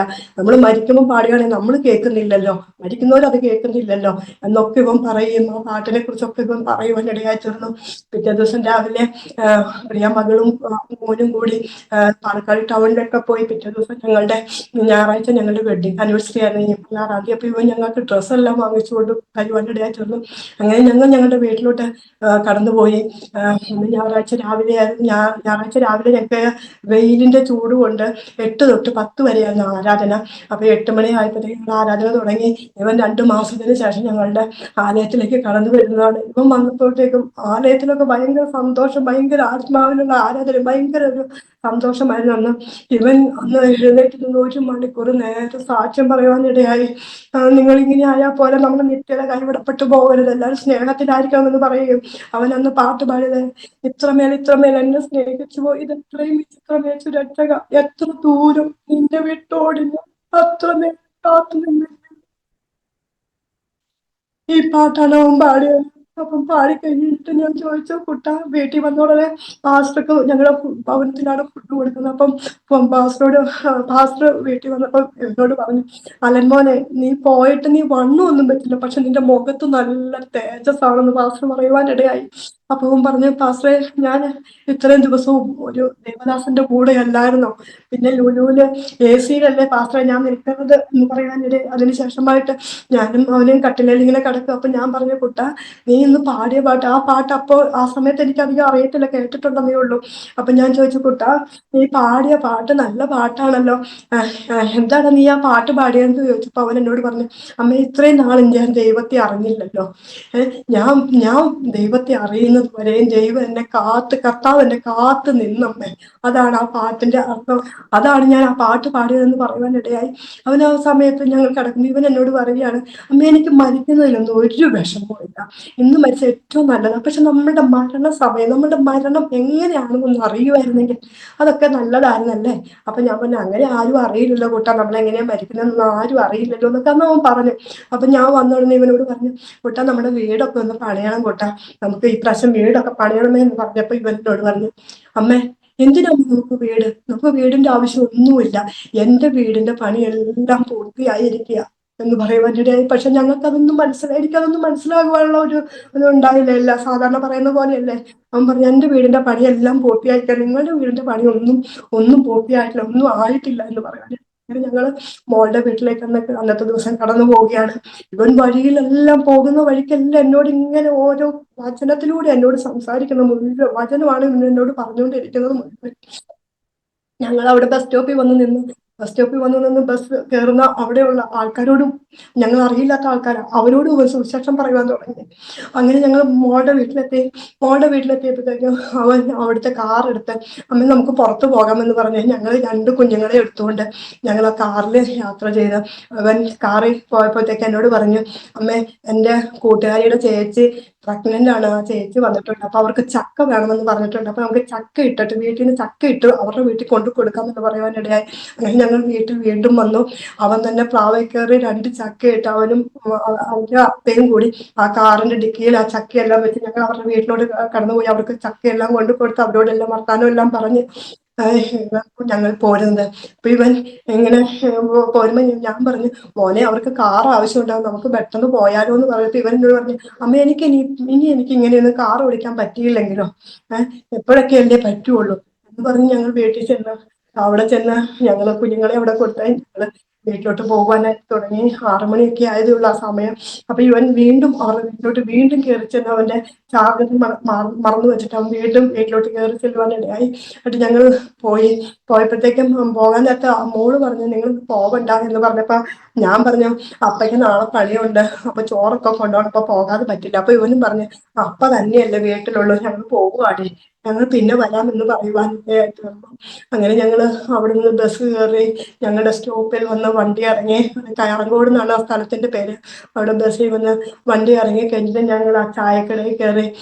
ചായക്കടയിലല്ല, അവിടെ ഒരു കടയുണ്ട്, പലചരക്ക് കട. ആ കടയിൽ കയറി ഞങ്ങൾ വീട്ടിലോട്ടുള്ള സാധനങ്ങൾ, കുറച്ച് ചെറിയ ചെറിയ സാധനങ്ങളൊക്കെ വാങ്ങിച്ചു. അപ്പം പറഞ്ഞു, പാല് വാങ്ങിക്കാം, ബ്രൂവും മേടിക്കാം, നമുക്ക് വീട്ടിൽ ചെന്ന് ബ്രൂ കോഫി കുടിക്കാമേ എന്ന് പറഞ്ഞ് ഞാനങ്ങനെ പാലും ബ്രൂവും ഒക്കെ വാങ്ങിച്ച് ഇവൻ ആ കടയിൽ കയറി അവരോടും അവൻ സുവിശേഷം പറഞ്ഞിട്ടാണ് ആ രാത്രി സമയത്ത്, രാത്രി എന്ന് പറയാനില്ല, ഒരു 7 മണിയൊക്കെ ആയതേ ഉള്ളൂ, അവിടെ സുവിശേഷം പറഞ്ഞിട്ടാണ് ഞങ്ങൾ ഇവിടെ നടന്നു പോകുന്നത്. ഇവൻ കാണുന്ന വഴി കാണുന്ന എല്ലാവരോടും അവൻ വർത്താനം പറഞ്ഞ് എല്ലാവരോടും ഈ സുവിശേഷമാണ് അവൻ പറയുന്നത്. ഇപ്പൊ ഞങ്ങൾ നടന്നു പോകുമ്പോൾ ചെറിയൊരു ചാറ്റൽ മഴയുണ്ട്, ഇടിവാള് ഭയങ്കരമായിട്ട് ഇടിവാള് മിന്നുന്നുണ്ട്. അപ്പൊ ഇവൻ എന്നോട് പറയാണ്, അമ്മ ഈ പ്രകാശം കണ്ടോ, ഈ ഇതുപോലെയുള്ള പ്രകാശത്തിൽ നമ്മുടെ കർത്താവ് വരുന്നതെന്ന് പറയുവാൻ. അപ്പൊ ഇവനോട്, ഞാൻ ഇപ്പൊ ഇവനോട് തമാശയായിട്ട് പറഞ്ഞു, കുട്ടായി എനിക്ക് കർത്താവ് വരുന്നതാണോടാ എന്ന് ചോദിക്കാനിടയായി. അപ്പോൾ ഇവൻ എന്നോട് പറഞ്ഞു, അമ്മേ കർത്താവ് വന്നാൽ ഞാൻ അങ്ങ് പോകും, നിങ്ങളൊക്കെ ഇവിടെ കിടക്കുകയുള്ളൂ എന്ന് ഇങ്ങനെ പറയുവാനിടയായി തന്നു. അപ്പൊ എന്നോട് ഇവൻ പറയാ, എനിക്ക് ഈ ലോക ജീവിതം ഒന്നും വേണ്ട, ഞങ്ങൾ ഈ പോകുന്ന വഴി കൂടെ ഞങ്ങൾ സംസാരിച്ചുകൊണ്ട് പോകുന്ന കാര്യങ്ങളാണ്, എനിക്ക് ഈ ലോക ജീവിതം ഒന്നും വേണ്ട അമ്മ, നമ്മൾ സ്വർഗീയ ദർശനം പ്രാപിച്ച നമുക്ക് ഈ ലോകത്ത് ജീവിക്കാൻ താല്പര്യമേ ഇല്ല എന്ന് പറയുവാനിടയായി. ഞാൻ ഈ ഈ സ്വർഗീയ ദൂതന്മാരെ കാണുക, അമ്മ സ്വർഗീയ ദർശനം പ്രാപിക്കണം അമ്മ, സ്വർഗീയ ദർശനം പ്രാപിച്ചാലേ അമ്മയ്ക്ക് അതിനെ കുറിച്ച് അറിയുള്ളൂ എന്ന് പറയാനിടയായി. അങ്ങനെ കർത്താവിന്റെ 2ാം വരവും കർത്താവ് 1000 ആണ്ട് വാഴുന്ന കാലവും ഒക്കെ ഇവൻ എന്നോട് ഇങ്ങനെ പറഞ്ഞു തരിക, എന്റെ ഇങ്ങനെ പ്രത്യാശയിലേക്ക് ഇവൻ എന്നെ നടത്തിക്കൊണ്ട് വരിക. അപ്പൊ ഇവൻ പറയാ, കർത്താവിന്റെ 1000 ആണ്ട് വാഴുമ്പോ ഒന്ന് ഓർത്ത് നോക്കമ്മേ, നമ്മള് ആ കർത്താവിന്റെ കൂടെ വാഴുന്ന കാലം, അന്ന് ദുഃഖവും ഇല്ല, കണ്ണുനീരില്ല, മരണമില്ല, ഒന്നുമില്ല. നമ്മളൊക്കെ അവിടുത്തെ ഗവർണർമാരും മന്ത്രിമാരും എല്ലാം നമ്മളൊക്കെ അമ്മ, അതൊന്ന് ഓർത്ത് നോക്കിയേ, കർത്താവ് ഏക രാജാവായി ഭരിക്കുന്ന ഒരു സമയം. അതൊക്കെ ഓർക്കുമ്പോൾ നമുക്കൊക്കെ ഇവിടെ എങ്ങനെ നിൽക്കാൻ തോന്നും അമ്മേ. ഇങ്ങനെയൊക്കെ ഇവനോട് പറഞ്ഞ് അവൻ പറയാ, ഞാൻ സ്വർഗദൂതന്മാരെ കാണും അമ്മേ. അവൻ സ്വർഗദൂതന്മാരെ കണ്ടോണ്ടാ വരുന്നത്, എനിക്കറിയത്തില്ലായിരുന്നു അതിനെക്കുറിച്ച്. ഞാൻ പകുതി എത്തിയപ്പോ എനിക്കറിയത്തില്ല, എനിക്ക് വല്ലാത്തൊരു ഭയം എന്റെ ഹൃദയത്തിൽ വന്നു. ഞാൻ പറഞ്ഞു, കുട്ടാനയുണ്ടെന്ന് തോന്നുന്നടാ, നമുക്ക് തിരിച്ചു പോയാലോ എന്ന് പറയുവാനിടെ ഇവൻ മോൻ കോളേജിൽ വിട്ടൊക്കെ രാത്രി 9 മണിക്കൊക്കെ വന്നിട്ടുണ്ട് ആ റോഡിലൂടെ. ഞങ്ങൾ ഈ വർഷത്തെ കൺവെൻഷൻ ഞാനും എൻ്റെ മോനും ഒരു കൺവെൻഷൻ പോലും മുടക്കില്ല, എല്ലാ കൺവെൻഷനുകളും ദൂരെയുള്ള കൺവെൻഷനുകളെല്ലാം പോയി ഞങ്ങൾ രാത്രി 11 മണിക്ക് വരെയും ആ റോഡിലൂടെ നടന്നു വന്നിട്ടുള്ളതാണ്. ഞങ്ങൾ ഒരു കൺവെൻഷൻ പോലും മുടക്കാതെ എല്ലാ രാത്രിയിലും ഞങ്ങൾ ആ വഴിയിലൂടെ നടന്നു വന്നിട്ടുള്ളതാണ്. പക്ഷെ ഞങ്ങൾക്ക് അങ്ങനെ അതിലൂടെ നടക്കുന്നതിന് ഒരു പേടിയോ കാര്യങ്ങളോ ഒന്നും ഞങ്ങൾക്ക് ഇതുവരെ ഉണ്ടായിട്ടില്ല. അപ്പൊ എന്തോ അന്ന് എനിക്കൊരു പേടി പോലെ, ആന ഉണ്ടെന്നാ തോന്നുന്നു, നമുക്ക് തിരിച്ചു പോയാലോ എന്ന് പറഞ്ഞപ്പോ ഇവൻ എന്നോട് പറഞ്ഞു, അമ്മേ ആനയേക്കാൾ ശക്തനായ ദൈവത്തെയാണ് നമ്മൾ സേവിക്കുന്നത്, പിന്നെ എന്തിനാ അമ്മയ്ക്ക് പേടി? അമ്മ ഒന്ന് ഓർത്ത് നോക്കിക്കേ, സ്തേഫാനോസിനെ ഒന്ന് നോക്കിക്കേ, സ്തേഫാനോസിനെ കല്ലെറിയുമ്പോൾ സ്തേഫാനോസ് ചിരിച്ചുകൊണ്ടാ ഇരുന്നത്. അപ്പൊ ദൈവത്തെ നമ്മൾ സേവിക്കുമ്പോൾ, നമ്മൾ സ്നേഹിക്കുമ്പോൾ നമുക്ക് നേരെ എതിര് വരുന്ന ഒന്നും നമുക്ക് ഒരു വേദന ഒന്നും അനുഭവിക്കില്ല അമ്മേ. അതൊക്കെ പൂ പോലെ അവന് തോന്നി എന്ന് പറഞ്ഞു. സ്തേഫാനോസിന്റെ കാര്യം എന്റെ സ്തേഫാനോസിന്റെ അവസ്ഥ ഒന്ന് ഓർത്ത് നോക്കി. ആ മരിക്കുമ്പോൾ സ്തേഫാനോസ് ജീവൻ പോകുമ്പോൾ അവൻ സ്വർഗം തുറന്നിരിക്കുന്നതും എല്ലാം കാണുന്ന അവസ്ഥയൊക്കെ ഒന്ന് അമ്മ ചിന്തിച്ചു നോക്കിക്കെ. ഇതൊക്കെ ഇവൻ പറഞ്ഞാ വരുന്നത്. അവന് ഞാൻ പറഞ്ഞ പോലെ അവൻ പൗലോസിന്റെ കാര്യം ഒപ്പം പറയാണ്. അപ്പോസ്തലനായ പൗലോസിനെ ഒന്ന് ഓർത്ത് നോക്കി, 3 വർഷത്തോളം എടുക്കപ്പെട്ടവൻ. ആ ഒരു അവസ്ഥയിലൂടെയൊക്കെ നമ്മൾ പോകണോ അമ്മേ? ഇതൊക്കെ ഇവൻ ഇങ്ങനെ പറഞ്ഞുകൊണ്ടാണ് വരുന്നത്. അങ്ങനെ ഞങ്ങൾ വീടെത്താറാകുന്ന സമയം ഞങ്ങൾക്ക് ഇനി അധികം ദൂരം ഇല്ല വീട്ടിലോട്ട്. അപ്പൊ ഞാനിങ്ങനെ ഇവനോട് പറഞ്ഞു, മോനെ ആനയുണ്ട്, നമുക്ക് തിരിച്ചു പോകാന്ന് പറഞ്ഞപ്പോൾ ഇവൻ എന്നോട് പറഞ്ഞു, ആനയേക്കാൾ ശക്തനായ ദൈവത്തെ അമ്മ നമ്മൾ സേവിക്കണം, പിന്നെ അമ്മയ്ക്ക് എന്താ പേടി? ഇവന്റെ ധൈര്യത്തിലാണ് ഞാൻ നടന്നു വരുന്നത്. അപ്പൊ ഇവൻ എന്നോട് പറയാം, അമ്മ ഒന്ന് എന്റെ നെഞ്ചിൽ കൈവച്ച് നോക്കി, എന്റെ നെഞ്ചൊന്നും ഇടിക്കുന്ന പോലുമില്ല, അമ്മയുടെ നെഞ്ച് പടപടാന്ന് ഇടിക്കുമല്ലേ എന്നോട് പറയുവാനിട. അപ്പൊ 7:15 ആയതേ ഉള്ളൂ സമയം. അങ്ങനെ എൻ്റെ മോൻ ലാസ്റ്റ് എന്നോട് പറയുന്ന ഒരു വാക്ക് ഇതാണ്, അവന്റെ അവസാനത്തെ വാക്ക് ഇതാണ്, അമ്മ ഇന്ന് ഞാൻ നിൽക്കതേ പോയ ഞാൻ ദൈവത്തിന്റെ വലത്തുഭാഗത്ത് ഇരിക്കും എന്ന് പറയുന്ന തീരുവല്ല, ഈ ആന ഓടി വരികയും ചിഹ്നം പിടിച്ചോണ്ട് ഓടി. ഞാൻ ഈ ആനയെ കണ്ടോണ്ട് പെട്ടെന്ന് പുറകോട്ട്, ഞങ്ങൾ ഒരുമിച്ച് തോളിന് കൈയിട്ടാണ് വരുന്നത്, ഞാൻ പെട്ടെന്ന് പുറകോട്ട് ഓടുകയും ഇപ്പൊ എന്റെ കാല് സ്ലിപ്പാകുകയും ഞാൻ വീഴുകയും ഈ ആന എന്റെ മേത്തൂടെ കയറി പോകാൻ. ആനയുടെ ഒരു വശം മാത്രം, ഒരു കാലിന്റെ ഒരു ഭാഗം മാത്രമേ എന്റെ ദേഹത്ത് കൊണ്ടുള്ളൂ. അപ്പൊ തന്നെ എനിക്ക് എന്റെ എല്ലാം നുറുങ്ങുന്ന ശബ്ദം എനിക്ക് കേൾക്കാം. അത് ആദ്യത്തെ പ്രാവശ്യം എന്റെ മേത്തൂടെ കയറിപ്പോയി, പിന്നെ തിരിച്ച് വീണ്ടും കയറിപ്പോയി. അപ്പൊ ഞാൻ നോക്കുമ്പോ എന്റെ കുഞ്ഞവിടെ തന്നെ നിൽക്കുന്നത് ഞാൻ കാണുന്നുണ്ട്. ഞാനപ്പൊ ഇവനോട് പറയുന്നുണ്ട്, കുട്ടാ ഓടിക്കോടാ, ഓടടാ കുട്ടാ ഓടടാ എന്ന് പറയുന്നുണ്ട്. പക്ഷെ ഇവനവിടെ നിൽക്കുന്നത് ഞാൻ കാണുന്നുണ്ട്. പിന്നെയും എന്റെ മേത്തുകൂടെ കയറിപ്പോയി. 3-ാമത്തെ പ്രാവശ്യം കയറി വന്ന് അത് എന്നെ കൊമ്പ് കൊണ്ട് കുത്താനായിട്ട്, ഇങ്ങനെ കൊമ്പിൽ കുരുക്കാനായിട്ട് വന്നപ്പോഴത്തേക്ക് ഞാൻ അതിന്റെ ഇടയ്ക്ക് കുരുങ്ങിപ്പോയി. അങ്ങനെ എന്റെ ഈ ചെവി മുഴുവൻ പോയി. പക്ഷെ ഞാനതൊന്നും അറിഞ്ഞില്ല. ചെവി പോയതൊന്നും അറിഞ്ഞില്ല. എന്നാൽ എൻ്റെ ഒരു ബോധം ഒരു ശകലം പോലും പോയില്ല. 2 സെക്കൻഡ് കൊണ്ട് എല്ലാം കഴിഞ്ഞ് ഈ ആന അങ്ങ് പോയി. ഞാൻ നോക്കുമ്പോൾ എൻ്റെ കുഞ്ഞിനെ കാണാൻ പറ്റുന്നില്ല. എനിക്കാണ് എഴുന്നേൽക്കാനും പറ്റുന്നില്ല. എന്നെ ഒരു കുട്ടിക്കാട്ടിലാണ് ഞാൻ കിടന്നത്. എൻ്റെ ദേഹത്ത് മുഴുവനും ചള്ളയും കരിയിലയും മുള്ളും എല്ലാം ആയി തീർന്നു. ഞാൻ നോക്കുമ്പോൾ കുഞ്ഞിനെ കാണാനില്ല. ഞാൻ നിരങ്ങി കൊച്ചിന്റെ അടുത്തേക്ക് ചെല്ലുവാണ്. നിരങ്ങി ഞാൻ ചെല്ലുമ്പോൾ നല്ല റോട്ടില് ഉറങ്ങിക്കിടക്കുന്നത് പോലെ കിടക്കുന്നുണ്ട്. അപ്പൊ എന്റെ വിചാരം ഇവന് ആനയെ കണ്ടു പേടിച്ചു പോയില്ല. ഞാൻ അവനോട് ചെന്ന് അവന് ദേഹത്ത് തൊട്ടിട്ട്, കുട്ടാ മോനെ, അമ്മയ്ക്ക് ഒന്നുമില്ലടാ, നീ എഴുന്നേക്കടാ, കണ്ണു തുറക്കടാ മോനെ എന്ന് പറയുവാനായിട്ട് തീർന്നു. എന്താ ഇവന്റെ ഒരു അനക്കം ഒന്നും കാണുന്നില്ല, എനിക്കൊന്നും അറിയുന്നില്ല. അപ്പോഴാണ് ഇവന്റെ അടുത്ത് ഫോൺ കിടക്കുന്നത് ഞാൻ കാണുന്നത്. ഞാൻ അവനെ അവിടെ തന്നെ വിട്ടേക്ക് ഞാൻ വീണ്ടും നിരങ്ങി ഞാൻ ആ ഫോൺ എടുക്കുവാനിടയായി തീർന്നു. ഫോൺ എടുത്ത് എനിക്ക് ഒരു പ്രത്യേക ഇതെന്റെ ദൈവത്തിന്റെ ഒരു പരിപാലന. എനിക്ക് അവന്റെ ലോക്ക് അറിയാമായിരുന്നുള്ളൂ. ഞാൻ ആ ലോക്കൊക്കെ തുറന്ന് ആദ്യം കണ്ട നമ്പറിൽ ഞാൻ പെട്ടെന്ന് മോളുടെ നമ്പറാണ്. മോളെ വിളിച്ചു പറഞ്ഞു, മോനെ, അമ്മേനെയും കുട്ടനെ ആന ചവിട്ടിയിടി, കുട്ടൻ മിണ്ടുന്നില്ല എന്ന് ഉറക്കെ കരയുവാനിടയായിരുന്നു. അവൾ ഉടനെ തന്നെ എല്ലാവരെയും വിളിച്ചു പറഞ്ഞു. ഏകദേശം ഒരു അരമണിക്കൂറൊക്കെ കഴിഞ്ഞ ശേഷമാണ് ആളുകളെല്ലാം ഓടി വന്നത്. ഈ ആന ഉള്ളത് കൊണ്ട് എല്ലാവർക്കും പേടിയാണല്ലോ. കുറെ കഴിഞ്ഞിട്ടാണ് ഇവര് ഞങ്ങളെ എൻ്റെ അടുത്തേക്ക് വന്ന ഉടനെ തന്നെ ഞങ്ങളുടെ അടുത്തുള്ള കൊച്ച് അവൻ കാറ് കൊണ്ട് വേഗം വരികയും ഞങ്ങൾ രണ്ടുപേരെയും കയറ്റി ആശുപത്രി കൊണ്ടുപോവുകയിടയായി. എന്നെ വേഗം പെട്ടെന്ന് തന്നെ ഡ്രസ്സിംഗ് റൂമിലോട്ടാണ് കൊണ്ടുപോയത്. മൊത്തം ചെള്ളയും മൊത്തം ചോരയൊക്കെ ഒലിപ്പിച്ച് ചെവി തൂങ്ങിക്കിടക്കുമായിരുന്നു. അതൊന്നും ഞാൻ അറിഞ്ഞില്ല. എൻ്റെ കാലൊന്നും അനക്കാൻ പറ്റില്ല. കാലെല്ലാം ചവിട്ടി ഒരു പരുവമാക്കി വെച്ചിരിക്കുന്നതാകുന്ന അവസ്ഥയിലൂടെയാണ്. അവിടെ ചെന്ന് ഡോക്ടർമാർ പറഞ്ഞു എത്രയും പെട്ടെന്ന് മെഡിക്കൽ കോളേജ്, തൃശ്ശൂർ മെഡിക്കൽ കോളേജിലേക്ക് കൊണ്ടുപോയിക്കൊള്ളാൻ പറയുവാനിടയായി.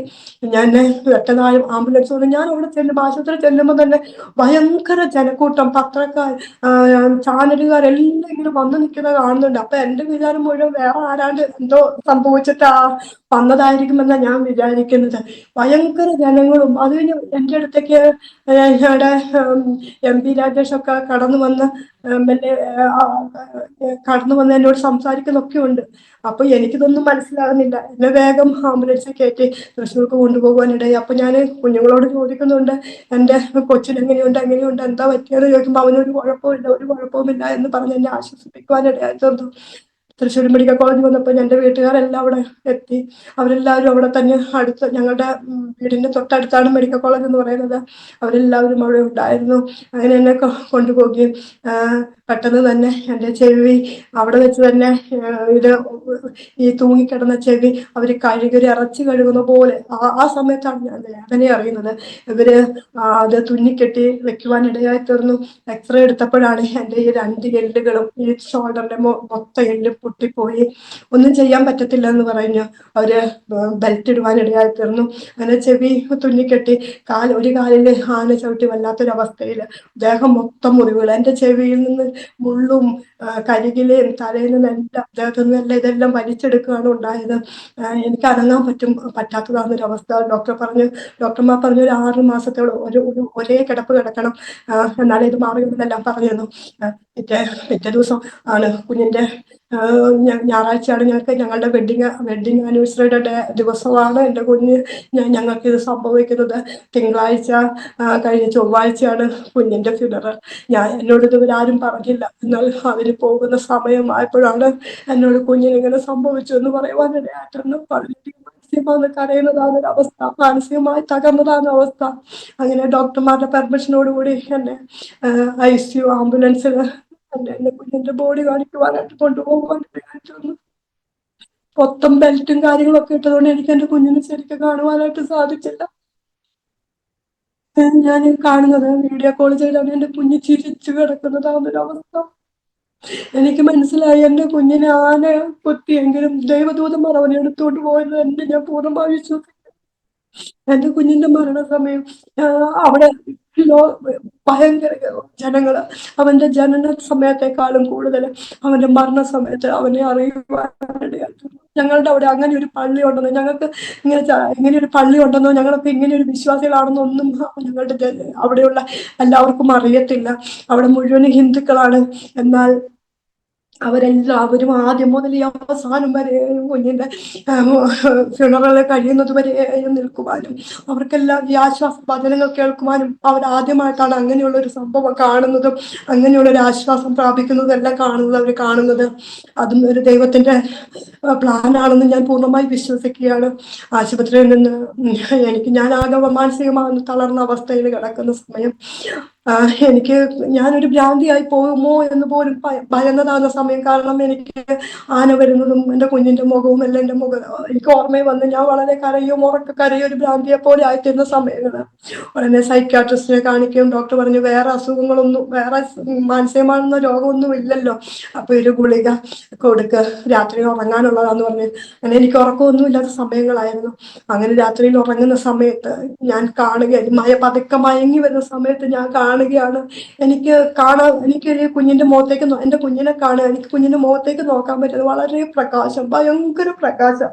ആ പ്രകാശം കാരണം എനിക്ക് നോക്കാൻ പറ്റുന്നത്, ഞാൻ തലയിൽ കൈ വെച്ചാണ് ഇവനെ നോക്കുമ്പോ എന്റെ കുഞ്ഞിരിക്കുന്നതാണ് ഞാൻ കാണുന്നത്. അപ്പൊ ഇവൻ എന്നോട് ചോദിക്കും, അമ്മ എന്തിനാ കരയുന്നത്? അപ്പൊ ഞാൻ പറഞ്ഞു, കുട്ടാ ഞാൻ കരയാതെ എങ്ങനെയാടാന്ന് പറയും.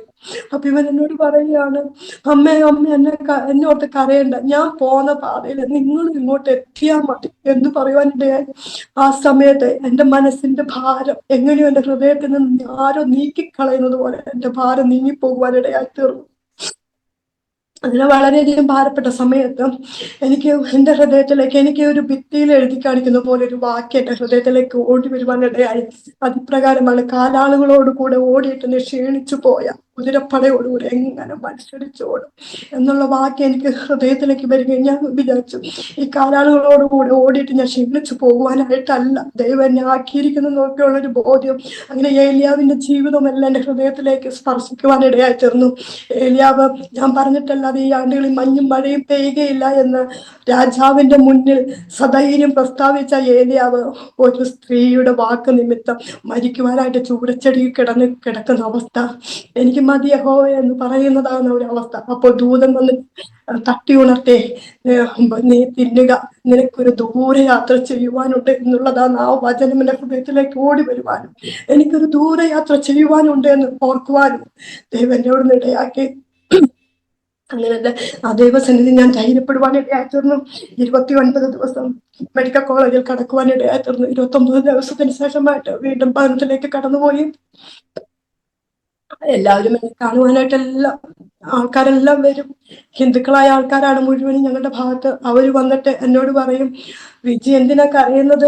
നമ്മുടെ അലൻമോൻ അവൻ കർത്താവിന്റെ അടുത്ത് പോയിരിക്കുക, അവർക്ക് ഈ കർത്താവിനെ കുറിച്ച് എന്താണെന്ന് പോലും അറിയാത്തവർ അന്നത്തെ ആ മെസ്സേജ് കേട്ടിട്ട് എന്നെ വന്ന് ആശ്വസിപ്പിക്കുക, വിജി കരയണ്ട, അവൻ കർത്താവിന്റെ അടുത്ത് പോയിരിക്കുകയല്ലേ, അവനൊരു കുഴപ്പവും ഇല്ലല്ലോ. അപ്പോൾ എനിക്ക് ആശ്വാസം, എനിക്ക് മനസ്സിലായി എന്റെ കുഞ്ഞിന്റെ വേർപാട് അനേകരെ അവൻ മാനസാന്തരത്തിലേക്ക് വഴി നടത്തിയിട്ടാണ് അവൻ പോയതെന്ന്. അവര് ഹാബേലിന്റെ രക്തത്തെക്കാളും ഗുണകരമായി സംസാരിക്കുന്നത്, അതായത് ഹാബേലിന്റെ രക്തം സംസാരിക്കുന്നു പറഞ്ഞ പോലെ എന്റെ കുഞ്ഞിന്റെ രക്തം സംസാരിക്കുവാൻ തുടങ്ങി എന്ന് പറയുന്നു. എന്നിലൂടെ സംസാരിക്കുവാൻ തുടങ്ങി. 6 മാസം വരെ കിടക്കണമെന്ന് പറഞ്ഞ സ്ഥാനത്ത് 2 മാസം കഴിഞ്ഞപ്പോഴത്തേക്കും എന്നെ പതുക്കെ എഴുന്നേൽപ്പിച്ചിരുത്താൻ തുടങ്ങി. ഞാൻ പറഞ്ഞു, എനിക്കൊന്ന് എഴുന്നേറ്റിരിക്കണം. അങ്ങനെ എഴുന്നേറ്റിരുന്നു. ആദ്യമൊക്കെ ബുദ്ധിമുട്ടായിരുന്നു. എല്ലാ സംഗതികളും കിടപ്പിലാണ് ചെയ്യുന്നത്. എനിക്ക് ഭക്ഷണം വാരിത്തരണം, എന്റെ ഡ്രസ്സ് മാറ്റണം, എന്നെ തുടയ്ക്കണം, എല്ലാം ഓരോരുത്തരാണ് ചെയ്തുകൊണ്ട് തന്നെ എല്ലാവരും എന്നെ നന്നായി ശുശ്രൂഷിക്കുവാനിടയായിട്ട് 2 മാസം കഴിഞ്ഞപ്പോൾ ഞാൻ പതുക്കെ എഴുന്നേൽപ്പിച്ച് എന്നെ ഇരുത്തി. അത് കഴിഞ്ഞ് 2.5 മാസം കഴിഞ്ഞപ്പോഴത്തേക്ക് ഞാൻ പതുക്കെ കൈകൊണ്ട് ചോറ് വാരി കഴിക്കുവാനിടയായി തീർന്നു. അത് കഴിഞ്ഞ് പതുക്കെ ഒരു 2 മാസം 2.25 മാസമായിട്ട് ഞാൻ പതുക്കെ കാല് എന്നെ എഴുന്നേൽപ്പിച്ച് നിർത്താൻ പറഞ്ഞു. അങ്ങനെ ആദ്യമൊക്കെ ബുദ്ധിമുട്ടായിരുന്നുവെങ്കിലും പിന്നെ ഞാൻ പതുക്കെ 2 പേരുടെ സഹായത്തോടുകൂടി പതുക്കെ ഞാൻ നടക്കുവാൻ തുടങ്ങി. അത് കഴിഞ്ഞ് ഇപ്പോൾ പതുക്കെ പിച്ച വെച്ച് പിടിച്ചു നടക്കുവാൻ തുടങ്ങി. ഇപ്പോൾ ആരുടെയും സഹായമില്ലാതെ ഞാൻ നടക്കുവാൻ തുടങ്ങി. ഒരിക്കലും ഞാൻ എഴുന്നേൽക്കുകയില്ല, എന്നെ കണ്ടവരെല്ലാം ഞാൻ ഇനി ഒരിക്കലും എഴുന്നേൽക്കുകയില്ല എന്ന് പറഞ്ഞ സ്ഥാനത്ത് അവരുടെ മുൻപില് ഞാൻ എഴുന്നേറ്റ് നടക്കുവാൻ എന്റെ ദൈവം എന്നോട് ഇടയാക്കി. ദൈവത്തിനൊരു പ്ലാൻ ഉണ്ട്. എന്നെ കാണുന്ന എല്ലാവരും ഇപ്പോൾ ഞാൻ എഴുന്നേറ്റ് നടക്കുന്നതും കാണുമ്പോൾ എല്ലാവർക്കും ഭയങ്കര അതിശയമാണ്. എന്നെ കാണുമ്പോൾ ഒരു താടിക്ക് കൈവയ്ക്കുന്നതാവുന്ന അവസ്ഥ. അയ്യോ, വിജിയുടെ മനധൈര്യവും വിജിയുടെ പ്രാർത്ഥനയും നിങ്ങളുടെ എല്ലാവരും പ്രാർത്ഥനയും കൊണ്ടാണ് ഇപ്പോൾ വിജി ഇങ്ങനെ എഴുന്നേറ്റിരിക്കുന്നത്. ഇപ്പോഴും ശരിക്കും അങ്ങ് ക്ലിയർ ആയില്ല. ഈ എല്ലാം കൂടുവാനുണ്ട്, കാലെല്ലാം റെഡിക്ക് മാറുവാനൊക്കെ ഉണ്ട്. എങ്കിലും ദൈവം എന്നെ അവിടുന്ന് വിടുവിച്ചു എന്നല്ലാതെ ദൈവത്തിന് ഞാൻ ഒരിക്കലും എഴുന്നേൽക്കുകയില്ല എന്ന് പറഞ്ഞ സ്ഥാനത്ത് എന്റെ ദൈവം എന്നെ മറ്റുള്ളവരുടെ മുന്നില് അവരുടെ മുന്നിൽ തന്നെ എന്നെ എഴുന്നേൽപ്പിക്കുന്നതാണ്. ഹല്ലേലൂയ. അനേകം സാക്ഷ്യം പറയുവാനായിട്ട് ദൈവം എന്നെ അവന് 22 വയസ്സേ ആയിരുന്നുള്ളൂ. എങ്കിലും അവൻ 22 വയസ്സിനുള്ളിൽ അവൻ ചെയ്യുവാനുള്ള വേലകളെല്ലാം അവൻ ചെയ്തു തീർത്തു. അവന്റെ അപ്പനെയും അമ്മയും എല്ലാം അവൻ നോക്കി. അവൻ അനേകരോട് സുവിശേഷം പറഞ്ഞു. അവൻ കൊല്ലത്ത് നിന്ന് വന്നപ്പോ കുറെ ചെറിയ ബൈബിളുമായിട്ടാണ് കടന്നു വന്നത്. അതെല്ലാം അവന്റെ കൂട്ടുകാർക്കെല്ലാം കൊണ്ടുകൊടുത്തു. അങ്ങനെ അവന്റെ വേല അവൻ ചെയ്തു തീർത്തു. അവൻ പെർഫെക്റ്റ് ആയിരുന്നു. ദൈവസന്നിധിയിൽ അവൻ പൂർണ്ണനായിരുന്നു. ദൈവത്തിന് ആവശ്യമുണ്ടായിരുന്നു. അതാണ് ഞാനും അവനും പോയപ്പോ എന്റെ അടുത്ത് നിന്ന് അവന്റെ ദൈവസന്നിധിയിൽ ചേർത്തത്. ഞാൻ ഇനിയും പെർഫെക്റ്റ് ആകാനുണ്ട്. അതുകൊണ്ടാണ് ദൈവം എന്നെ ഇവിടെ നിർത്തിയത്. അനേകം ഈ സാക്ഷ്യം പറയുക, ഈ ജീവനുള്ള സാക്ഷ്യം കേൾക്കുമ്പോൾ അനേകർക്കൊരു വിടുതൽ ചെയ്യുവാൻ എന്റെ കരങ്ങളിലെടുത്ത് ഉപയോഗിക്കുകയാണ്. ഇപ്പോൾ അനേകരുടെ മധ്യ ഞാൻ സാക്ഷ്യം പറയുന്നവളായി. ഇപ്പോൾ എഴുന്നേറ്റ് മറ്റുള്ളിടത്തൊന്നും പോകുവാനായിട്ടില്ല. എങ്കിലും 6 മാസത്തെ റെസ്റ്റ് കഴിഞ്ഞ് കഴിഞ്ഞാൽ ദൈവം എന്നെ ആക്കുന്നുവെങ്കിൽ ദൈവസന്നിധിയിൽ ഞാൻ സാക്ഷ്യം, എന്റെ കുഞ്ഞിന്റെ സാക്ഷ്യം പറയുന്നത് അനേകരുടെ മധ്യ എന്റെ ഒരു വാക്ക് മുഖാന്തരം ഒരാൾ മാനസാന്തരപ്പെടുകയാണെങ്കിൽ അത് ഞങ്ങൾക്ക് ആശ്വാസം എന്ന് പറയുക. ദൈവം എന്നെ നിർത്തിയതാകുന്ന ആ കൃപകൾക്കായി സ്തോത്രം. ശാരീരിക പ്രശ്നങ്ങളുണ്ട്, കുറെ നേരം ഇങ്ങനെ ഇരിക്കുവാനൊക്കെ ബുദ്ധിമുട്ടുണ്ട്. എന്നിരുന്നാൽ പോലും ദൈവം എന്നെ അവിടെ നിർത്തി ഇത്രത്തോളം നടത്തി. എനിക്ക് ഇങ്ങനെ ഈ ഒരു ആസാദി ഈ ചാനലില് എന്റെ സാക്ഷ്യം പറയുവാനായിട്ട് എന്നെ ക്ഷണിച്ചതാകുന്ന പ്രിയ ദേവദാസിനോടും ദാസിയോടും അതുപോലെ തന്നെ പ്രിയ സോഫി ആന്റിയോടും ഉള്ള നന്ദിയെ പറയുകയാണ്. സോഫി ആന്റിയാണ് എന്നോട് ഇതിനെക്കുറിച്ച് പറയുവാനും ആ പ്രകാരം എന്നെ വിളിക്കുവാനും ഒക്കെ ഇടയായി തീർന്നു. നിങ്ങളോട് എല്ലാവരോടുമുള്ള നന്ദിയെ പറഞ്ഞുകൊണ്ട് ഞാൻ എന്റെ വാക്കുകൾക്ക് വിരാമം കുറിക്കുന്നു. ദൈവം നമ്മെ എല്ലാവരും ധാരാളമായിട്ട് അനുഗ്രഹിക്കുമാറാകട്ടെ. ആമേൻ. പറയാൻ വാക്കുകളില്ല സിസ്റ്റർ. ദൈവം ബലപ്പെടുത്തുന്നതിനെ ഓർത്ത് ദൈവത്തിന് സ്തോത്രം ചെയ്യുന്നു. ഏപ്രിൽ മാസത്തിൽ ഏപ്രിൽ മാസത്തിലായിരുന്നില്ലയോ? ഏപ്രിൽ 6. മെയ്, ജൂൺ, ജൂലൈ 3 മാസങ്ങൾ കഴിയുന്നു. അതെ, 3 മാസം ആയപ്പോഴത്തേക്കും ഞാൻ ഇങ്ങനെ എഴുന്നേറ്റിരുന്ന് സാക്ഷ്യം പറയുവാൻ നിർത്തി. മോന്റെ ഫ്യൂണറലിനൊക്കെ വരാൻ ബുദ്ധിമുട്ടായിരുന്നല്ലേ? അത്രയ്ക്ക് പരിക്കേറ്റിരുന്നു. എന്നെ കൊണ്ടുവരുമായിരുന്നു. ഐസിയുല് ഇങ്ങനെ സ്ട്രെച്ചറയിൽ കിടത്തി കൊണ്ടുവരുമായിരുന്നു. അങ്ങനെ ജസ്റ്റ് 10 മിനിറ്റ് നേരം മാത്രം. അപ്പൊ തന്നെ ഹോസ്പിറ്റലിലോട്ട് മടക്കി കൊണ്ടുപോയി. ശരി. ഇപ്പോഴും ട്രീറ്റ്മെന്റ് ഒക്കെ നടക്കുകയാണോ? ഇപ്പൊ ട്രീറ്റ്മെന്റ് നടന്നുകൊണ്ടിരിക്കുക. എല്ലാ മാസം ചെക്കപ്പ് ഉണ്ട്. അതെ, എല്ലാം ഉണ്ട്. വരുന്നുണ്ട്. പിന്നെ ഈ ചെവി മുഴുവൻ പോയതായിരുന്നു. അപ്പൊ അതൊന്നും പറയാൻ മറന്നുപോയി. ഈ ചെവി ഒരിക്കലും ഇങ്ങനെ നേരെയാവുമെന്ന് ഡോക്ടർ പറഞ്ഞതല്ല. ചെവി ചുരുങ്ങിപ്പോകും, അതിന്റെ രക്തോട്ടമൊക്കെ പോയി, അതായത് അതിന്റെ ഞരമ്പുകളും അസ്ഥികളെല്ലാം പൊട്ടിപ്പോയി, ഇതൊരിക്കലും നേരെയാവില്ലെന്ന് പറഞ്ഞു. പക്ഷെ 21 ദിവസമായപ്പോഴത്തേക്കും ചെവി യഥാർത്ഥമാവുന്ന ഒരു ചെവിയായി തീരുവാനിടയായി. ദൈവത്തിന്റെ ഒരു കൃപ. അതെ, നമ്മുടെ ആ ഏരിയയിലെ ഇങ്ങനെ ആന ഇറങ്ങാറുള്ളതായിട്ട് നമുക്ക് അറിയാമായിരുന്നു. അങ്ങനെയുള്ള വാർത്തകൾ കേൾക്കുന്നുണ്ട്. ഞങ്ങൾ ആനയെ കാണാറുണ്ട്. ആനയെ കാണുമ്പോൾ ഞങ്ങളുടെ വീടിന്റെ തൊട്ട് പുറകിലൊരു മലയാണ്. മലയിൽ കൂടെ ആന പോകുന്നൊക്കെ ഉണ്ട്. ഞങ്ങൾ എല്ലാവരെയും വിളിച്ച് ആന വരുമ്പോൾ ഞങ്ങൾക്കൊക്കെ ഹാപ്പിയാ, സന്തോഷം. ആനനെ കാണാനായിട്ട് എല്ലാവരെയും വിളിച്ച് കാണിക്കും. ഞങ്ങൾ ഫോട്ടോ എടുക്കും, വീഡിയോ എടുക്കും, അങ്ങനെയൊക്കെ ചെയ്യും. എന്ന് വെച്ച് കഴിഞ്ഞാൽ നമുക്ക് പേടിയില്ലായിരുന്നു ഇതുവരെ. ഞങ്ങളുടെ വീടിന്റെ മുറ്റത്ത് പ്ലാവും, എല്ലായിടത്തും പ്ലാവ് മാവും ഒക്കെ ഉള്ള, ഞങ്ങൾക്ക് നിറയെ സ്ഥലങ്ങളുള്ള പോലെ. അപ്പൊ അവിടെ വന്ന് ഞങ്ങളുടെ വീടിന്റെ മുറ്റത്ത് വന്ന് ആന ചക്കയൊക്കെ തിന്ന് പോയിട്ടുണ്ട്. പക്ഷെ നമുക്ക് ഇതുവരെ ഇങ്ങനെ ഒരു ബുദ്ധിമുട്ട് ഇതുവരെ വന്നിട്ടില്ല. മോന്റെ ഇത് കഴിഞ്ഞ് 2 ആഴ്ച കഴിഞ്ഞപ്പോഴത്തേക്കും ഞങ്ങളുടെ വീടിന്റെ ഇപ്പുറവശത്ത് വേറൊരാളെ ആള് വെളുപ്പിന് 3 മണിക്ക് ബാത്റൂമിൽ പോകാൻ എഴുന്നേറ്റതാ. പുറകിലായിരുന്നു ബാത്റൂം. ഇറങ്ങിയതും ആന പുറകിൽ നിൽപ്പുണ്ടായിരുന്നു, കണ്ടില്ല. ആന തുമ്പിക്കൈ കൊണ്ട് അയാളെ എടുത്ത് അവിടെ ഒരു അലക്കുകല്ല് കിടപ്പുണ്ടായിരുന്നു. ആ അലക്കുകല്ലിലിട്ട് അലക്കി കളഞ്ഞു. ആളുടെ ഒന്നും അതായത് ബോഡി എന്ന് പറയുന്ന ഒരു ബോൾ പോലെ ആയിട്ട് വന്നു. അതുപോലെ അവിടെ ആന കുത്തി മരിച്ച 9 പേരെ ഇപ്പൊ ആന കൊന്നിട്ടുണ്ട്. അതിൽ ആരുടെയും ബോഡി ഒരു യഥാർത്ഥമായി കിട്ടിയില്ല. പക്ഷെ കുഞ്ഞിന്റെ ബോഡിക്ക് മാത്രം ഒരു കുഴപ്പവും ഇല്ലാതെ എല്ലാവർക്കും കാണാൻ പറ്റുന്ന ഒരു നല്ലൊരു ഇതായിട്ട് ഞങ്ങൾക്ക് കാണാൻ ഈ എല്ലാവർക്കും അവൻ ചിരിച്ചു കിടക്കുന്ന ഒരു രീതിയിൽ അല്ലേ? കിട്ടി. അവന് ഈ വേറെ എനിക്കേ ഉണ്ടായിരുന്നുള്ളൂ മുറിവുകളും ഇതെല്ലാം.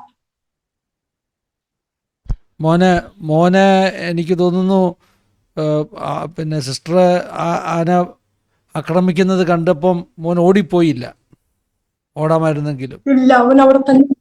ഉം.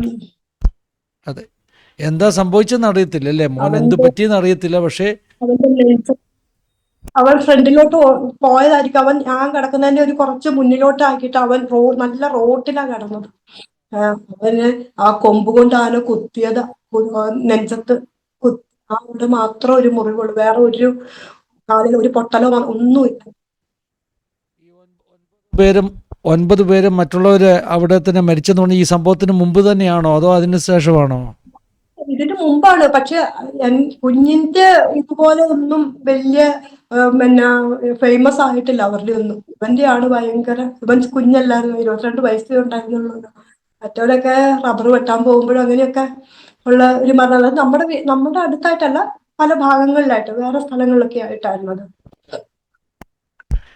നമ്മൾ പക്ഷെ ഇവന്റെ പലപ്പോഴും വാർത്തയിലൊക്കെ കേൾക്കാറുണ്ട് സിസ്റ്റർ, ഓരോ സ്ഥലങ്ങളിൽ ആന ഇറങ്ങുന്നതിനെ കുറിച്ചും വലിയ നാശനഷ്ടങ്ങൾ വരുത്തുന്നതിനെ കുറിച്ചൊക്കെ ഇങ്ങനെ കേൾക്കാറുണ്ട്.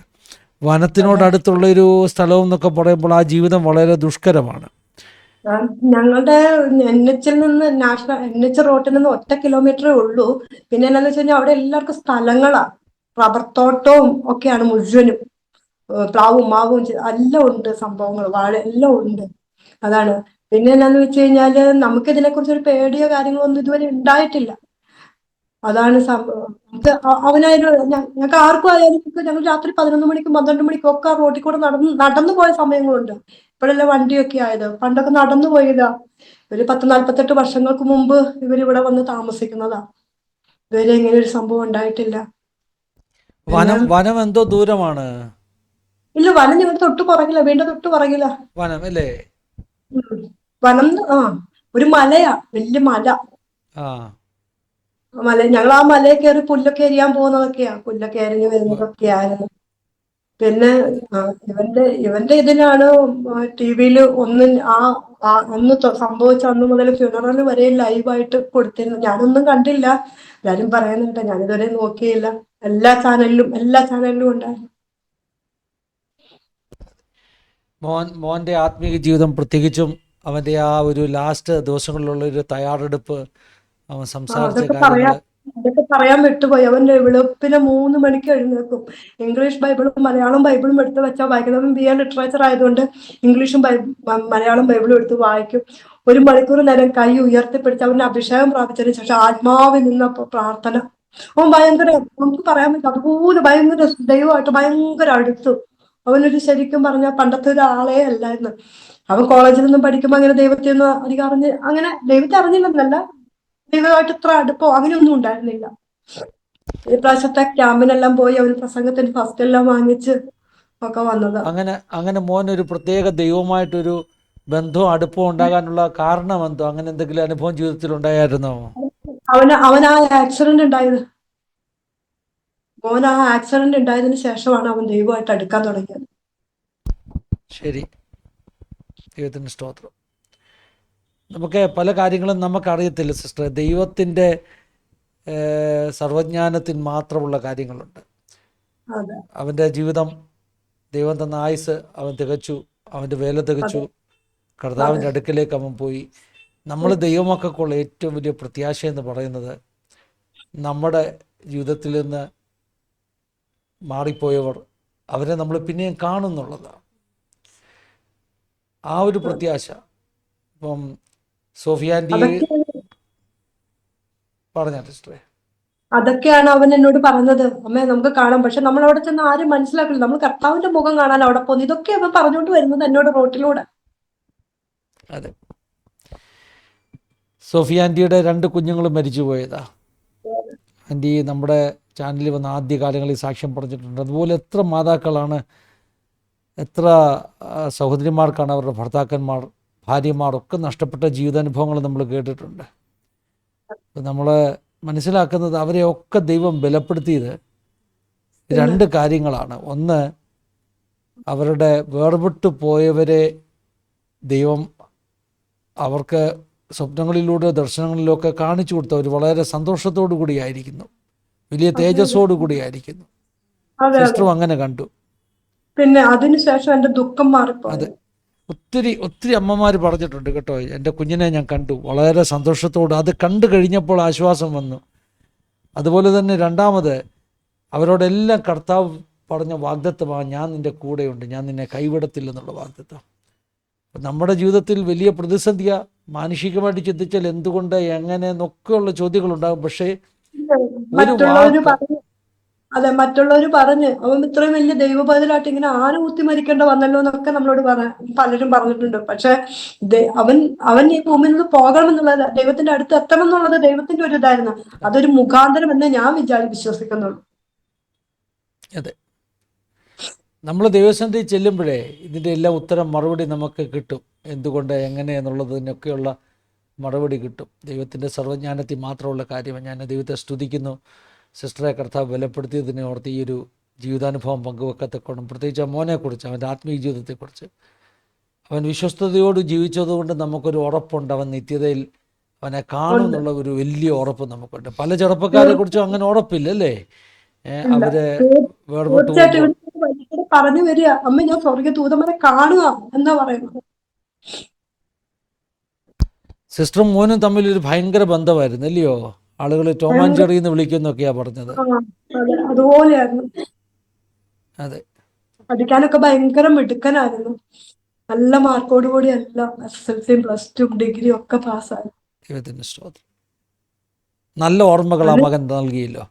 പലരും, ഞാൻ മുമ്പേ അതാ പറഞ്ഞത്, പലർക്കും അവന്റെ ആ വാക്ക് എന്നെ ഇപ്പൊ ജീവിപ്പിക്കുന്നത്. അവൻ ഓരോ പറഞ്ഞു തന്നെ എന്റെ നിത്യതയെ കുറിച്ചൊക്കെ അവൻ എന്നെ പറഞ്ഞ് മനസ്സിലാക്കി തന്നത്. 23 വയസ്സ്, ഈ ജൂലൈ 9-ാം തീയതി 23 വയസ്സാവുമായിരുന്നു. സ്തോത്രം, ദൈവത്തിൻ്റെ സ്തോത്രം, ദൈവത്തിൻ്റെ സ്തോത്രം. ഞങ്ങൾക്ക് ആശ്വാസം ദൈവം തരണം. ഹസ്ബൻഡിനായാലും പിന്നെ പെണ്ണുങ്ങൾക്ക്, സ്ത്രീകൾക്ക് എന്ന് പറഞ്ഞു കഴിഞ്ഞാൽ പൊട്ടിക്കരയാം. അവർക്കെന്ന് പറഞ്ഞു കഴിഞ്ഞാൽ അങ്ങനെയൊന്നും പറ്റില്ലല്ലോ. പക്ഷെ ഇങ്ങനെ ഇവന്റെ പ്രായമുള്ള കുഞ്ഞുങ്ങളെ കാണുമ്പം ആള് വിഷമിക്കുകയാണ്. അവൻ്റെ പപ്പായുടെ കാര്യമാണ് പറഞ്ഞല്ലേ. അതെ അതെ, വലിയൊരു പരീക്ഷണത്തിലൂടെയാണ് പ്രിയപ്പെട്ടവനും കടന്നുപോയത്. അതെ അതെ, ശരി. ദൈവം ആശ്വസിപ്പിക്കട്ടെ, സഹായിക്കട്ടെ, ബലപ്പെടുത്തട്ടെ. ഈ അനുഭവങ്ങൾ, ജീവിതാനുഭവങ്ങളൊക്കെ അനേകരുടെ ഉള്ളിൽ, വേദനിക്കുന്നവരുടെ ഉള്ളിൽ ആശ്വാസമായി തീരട്ടെ എന്ന് പ്രാർത്ഥിക്കുന്നു. ഞാൻ വിശ്വസിക്കുക, അലൻ്റെ പോലെയുള്ള വേർപാടൊക്കെ അധികൃതരുടെ കണ്ണ് തുറപ്പിക്കും. കാരണം ഇന്ന് കേരളത്തിലൊരു വലിയ പ്രശ്നമാണ് ഈ വന്യജീവി ഉപദ്രവം എന്നുള്ളത്. അവിടെയൊക്കെ ആനയാണെങ്കിൽ മറ്റ് പല സ്ഥലങ്ങളിലും മറ്റ് വന്യമൃഗങ്ങളൊക്കെ കയറി വലിയ പ്രശ്നങ്ങളാണ്. ഞങ്ങളുടെയൊക്കെ ഏരിയകളിലൊക്കെ സ്ഥിരമായിട്ട് കാട്ടുപന്നി വന്ന് നാശനഷ്ടങ്ങൾ ഉണ്ടാക്കുക. ആരെങ്കിലും വെളിയിലൊക്കെ വഴിയൊക്കെ നിന്ന് കഴിഞ്ഞാൽ അവരെ അതിൻ്റെ തേറ്റ കൊണ്ട് കുത്തി പരിക്കേൽപ്പിച്ച് നല്ല നല്ല ഇഞ്ചുറി ഉണ്ടാകും. അപ്പോൾ അങ്ങനെ ഞങ്ങളുടെയൊക്കെ ഏരിയയിലെല്ലാം കാട്ടുപന്നി ശല്യം ഉണ്ട്. അത് വനത്തിൽ നിന്ന് 5, 6, 8 കിലോമീറ്റർ ദൂരെ വരെയാണ് ഇത് വന്ന് പ്രശ്നം ഉണ്ടാക്കിയിട്ട് പോകുന്നത്. അതാ ഞാൻ മുമ്പേ ചോദിച്ചത്, വനത്തിൻ്റെ അടുത്താണോ വീടെന്നുള്ളത് ചോദിച്ചത്. ഇപ്പൊ ഈ കഴിഞ്ഞിടയ്ക്ക് ആന കുത്തിയെന്ന് പറഞ്ഞത് അടുത്തടുത്ത് സ്ഥലത്തല്ലേ. ഈ ഒരൊറ്റ കൊമ്പനാണ്, ഈ ഒരൊറ്റ ആനയാണ് ഉപദ്രവകാരിയായി. അതെ, ഈ ഒരു കൊമ്പന ഇറങ്ങി പ്രശ്നം ഉണ്ടാക്കുന്നല്ലേ. ആയിരിക്കുന്നു വിചാരിക്കുന്നു, ഇതായിരിക്കും എന്ന്. ഞങ്ങളുടെ ആ ഭാഗത്ത് 9 പേരെ എല്ലാവരും ഈ ഒരു കൊമ്പനാണെന്ന് കാണും അറിയാം നമുക്ക്. ഞാനൊക്കെ ആനയുടെ മുന്നിൽപ്പെട്ട ഒരു വ്യക്തി പോലും ജീവിച്ചിരിക്കത്തില്ലാത്ത സ്ഥാനത്ത് എന്നെ ദൈവം ഇവിടെ ജീവിപ്പിച്ചിരുന്നു. ഭയങ്കര അതിശയമായിപ്പോ, ഭയങ്കര എല്ലാവർക്കും വിശ്വസിക്കാൻ പറ്റത്തില്ല. ഒരു ആനേനെ കാണുമ്പോൾ തന്നെ എല്ലാവരുടെയും ബോധം പോകും. ഈ ആനേനെ കണ്ടു കഴിഞ്ഞാൽ തന്നെ നമ്മൾ പേടിച്ചു പോകും. പക്ഷെ അവിടെ ഒന്നും എന്റെ ഒരു ബോധം പോലും, എന്റെ ഒരു ബോധം പോലും എനിക്ക് പോയില്ലെന്നുള്ളതാണ്. അതിന്റെ ഒരു കാല് വെച്ചാൽ നമ്മൾ ഇല്ല. അതിന്റെ കാലിന്റെ ഒരു സൈഡ് മാത്രമേ, ഇത് കൊമ്പുകൊണ്ട് കുത്താൻ വന്നതാണ്. പക്ഷെ കുത്തിയത് ഞാൻ ഇതിന്റെ ഇടയ്ക്ക് പോയതാണ്. ഈ ചെവിയും പുറകിലും ഒരു കുത്ത്. നല്ല ദൈവം, എന്നെ കാണുന്ന എല്ലാവരും ഭയങ്കര അതിശയത്തോടു കൂടിയാണ്. അവര് പറയുന്നത് എന്താന്ന് വെച്ച് കഴിഞ്ഞാൽ, ഇങ്ങനെ ഒരാൾ ജീവിക്കുന്ന പോലും ഒരാളും പറഞ്ഞതല്ല. ആ സ്ഥാനത്ത് ഞാനിപ്പോ ജീവിച്ചിരുന്ന ഇങ്ങനെ ഇപ്പം 6 7 എങ്ങാണ്ട് സാക്ഷിയാന്ന് തോന്നുന്നു ഇതില് ഈ എഴുന്നേറ്റ് ഇപ്പൊ ഈ ഇരുന്നുകൊണ്ട് ഞാൻ പറയുന്നത്. ദൈവത്തിന് സ്തോത്രം, ദൈവത്തിന് സ്തോത്രം. ദൈവം സഹായിക്കട്ടെ സിസ്റ്ററെ. ജീവിതത്തിൽ ഒത്തിരി അനുഭവങ്ങൾ, പ്രത്യേകിച്ചും തെങ്ങുകയറ്റമൊക്കെ പഠിച്ചെന്ന് പറഞ്ഞു.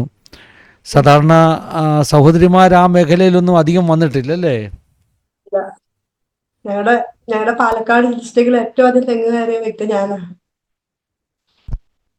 മോനും അതൊക്കെ ചെയ്യുമായിരുന്നു, നന്നായിട്ട് അധ്വാനിക്കുമായിരുന്നു. മോൻ അവിടങ്ങളിലുള്ള എല്ലാ തെങ്ങ് കയറാൻ പോകുന്നത്. ദൈവത്തിൻ്റെ സ്തോത്രം. എനിക്ക് പറയാൻ വാക്കുകളില്ല സിസ്റ്ററെ. നമുക്ക് പ്രാർത്ഥിക്കാം, നമ്മുടെ വ്യൂവേഴ്സിന് വേണ്ടി പ്രാർത്ഥിക്കാം. ഞാൻ പറഞ്ഞത് മാത്രം ഒന്നുകൂടെ ആവർത്തിക്കുക. നമ്മുടെ ഏറ്റവും വലിയ പ്രത്യാശ നമുക്ക് നമ്മുടെ പ്രിയമുള്ളവരെ പിന്നെയും കാണുവാൻ കഴിയുമെന്നുള്ളതാണ്. മരണം കൊണ്ട് എല്ലാം അവസാനിക്കുന്നില്ല. അലൻ്റെ മരണം അധികൃതരുടെ കണ്ണ് തുറപ്പിക്കാനിടയായി തീരട്ടെ.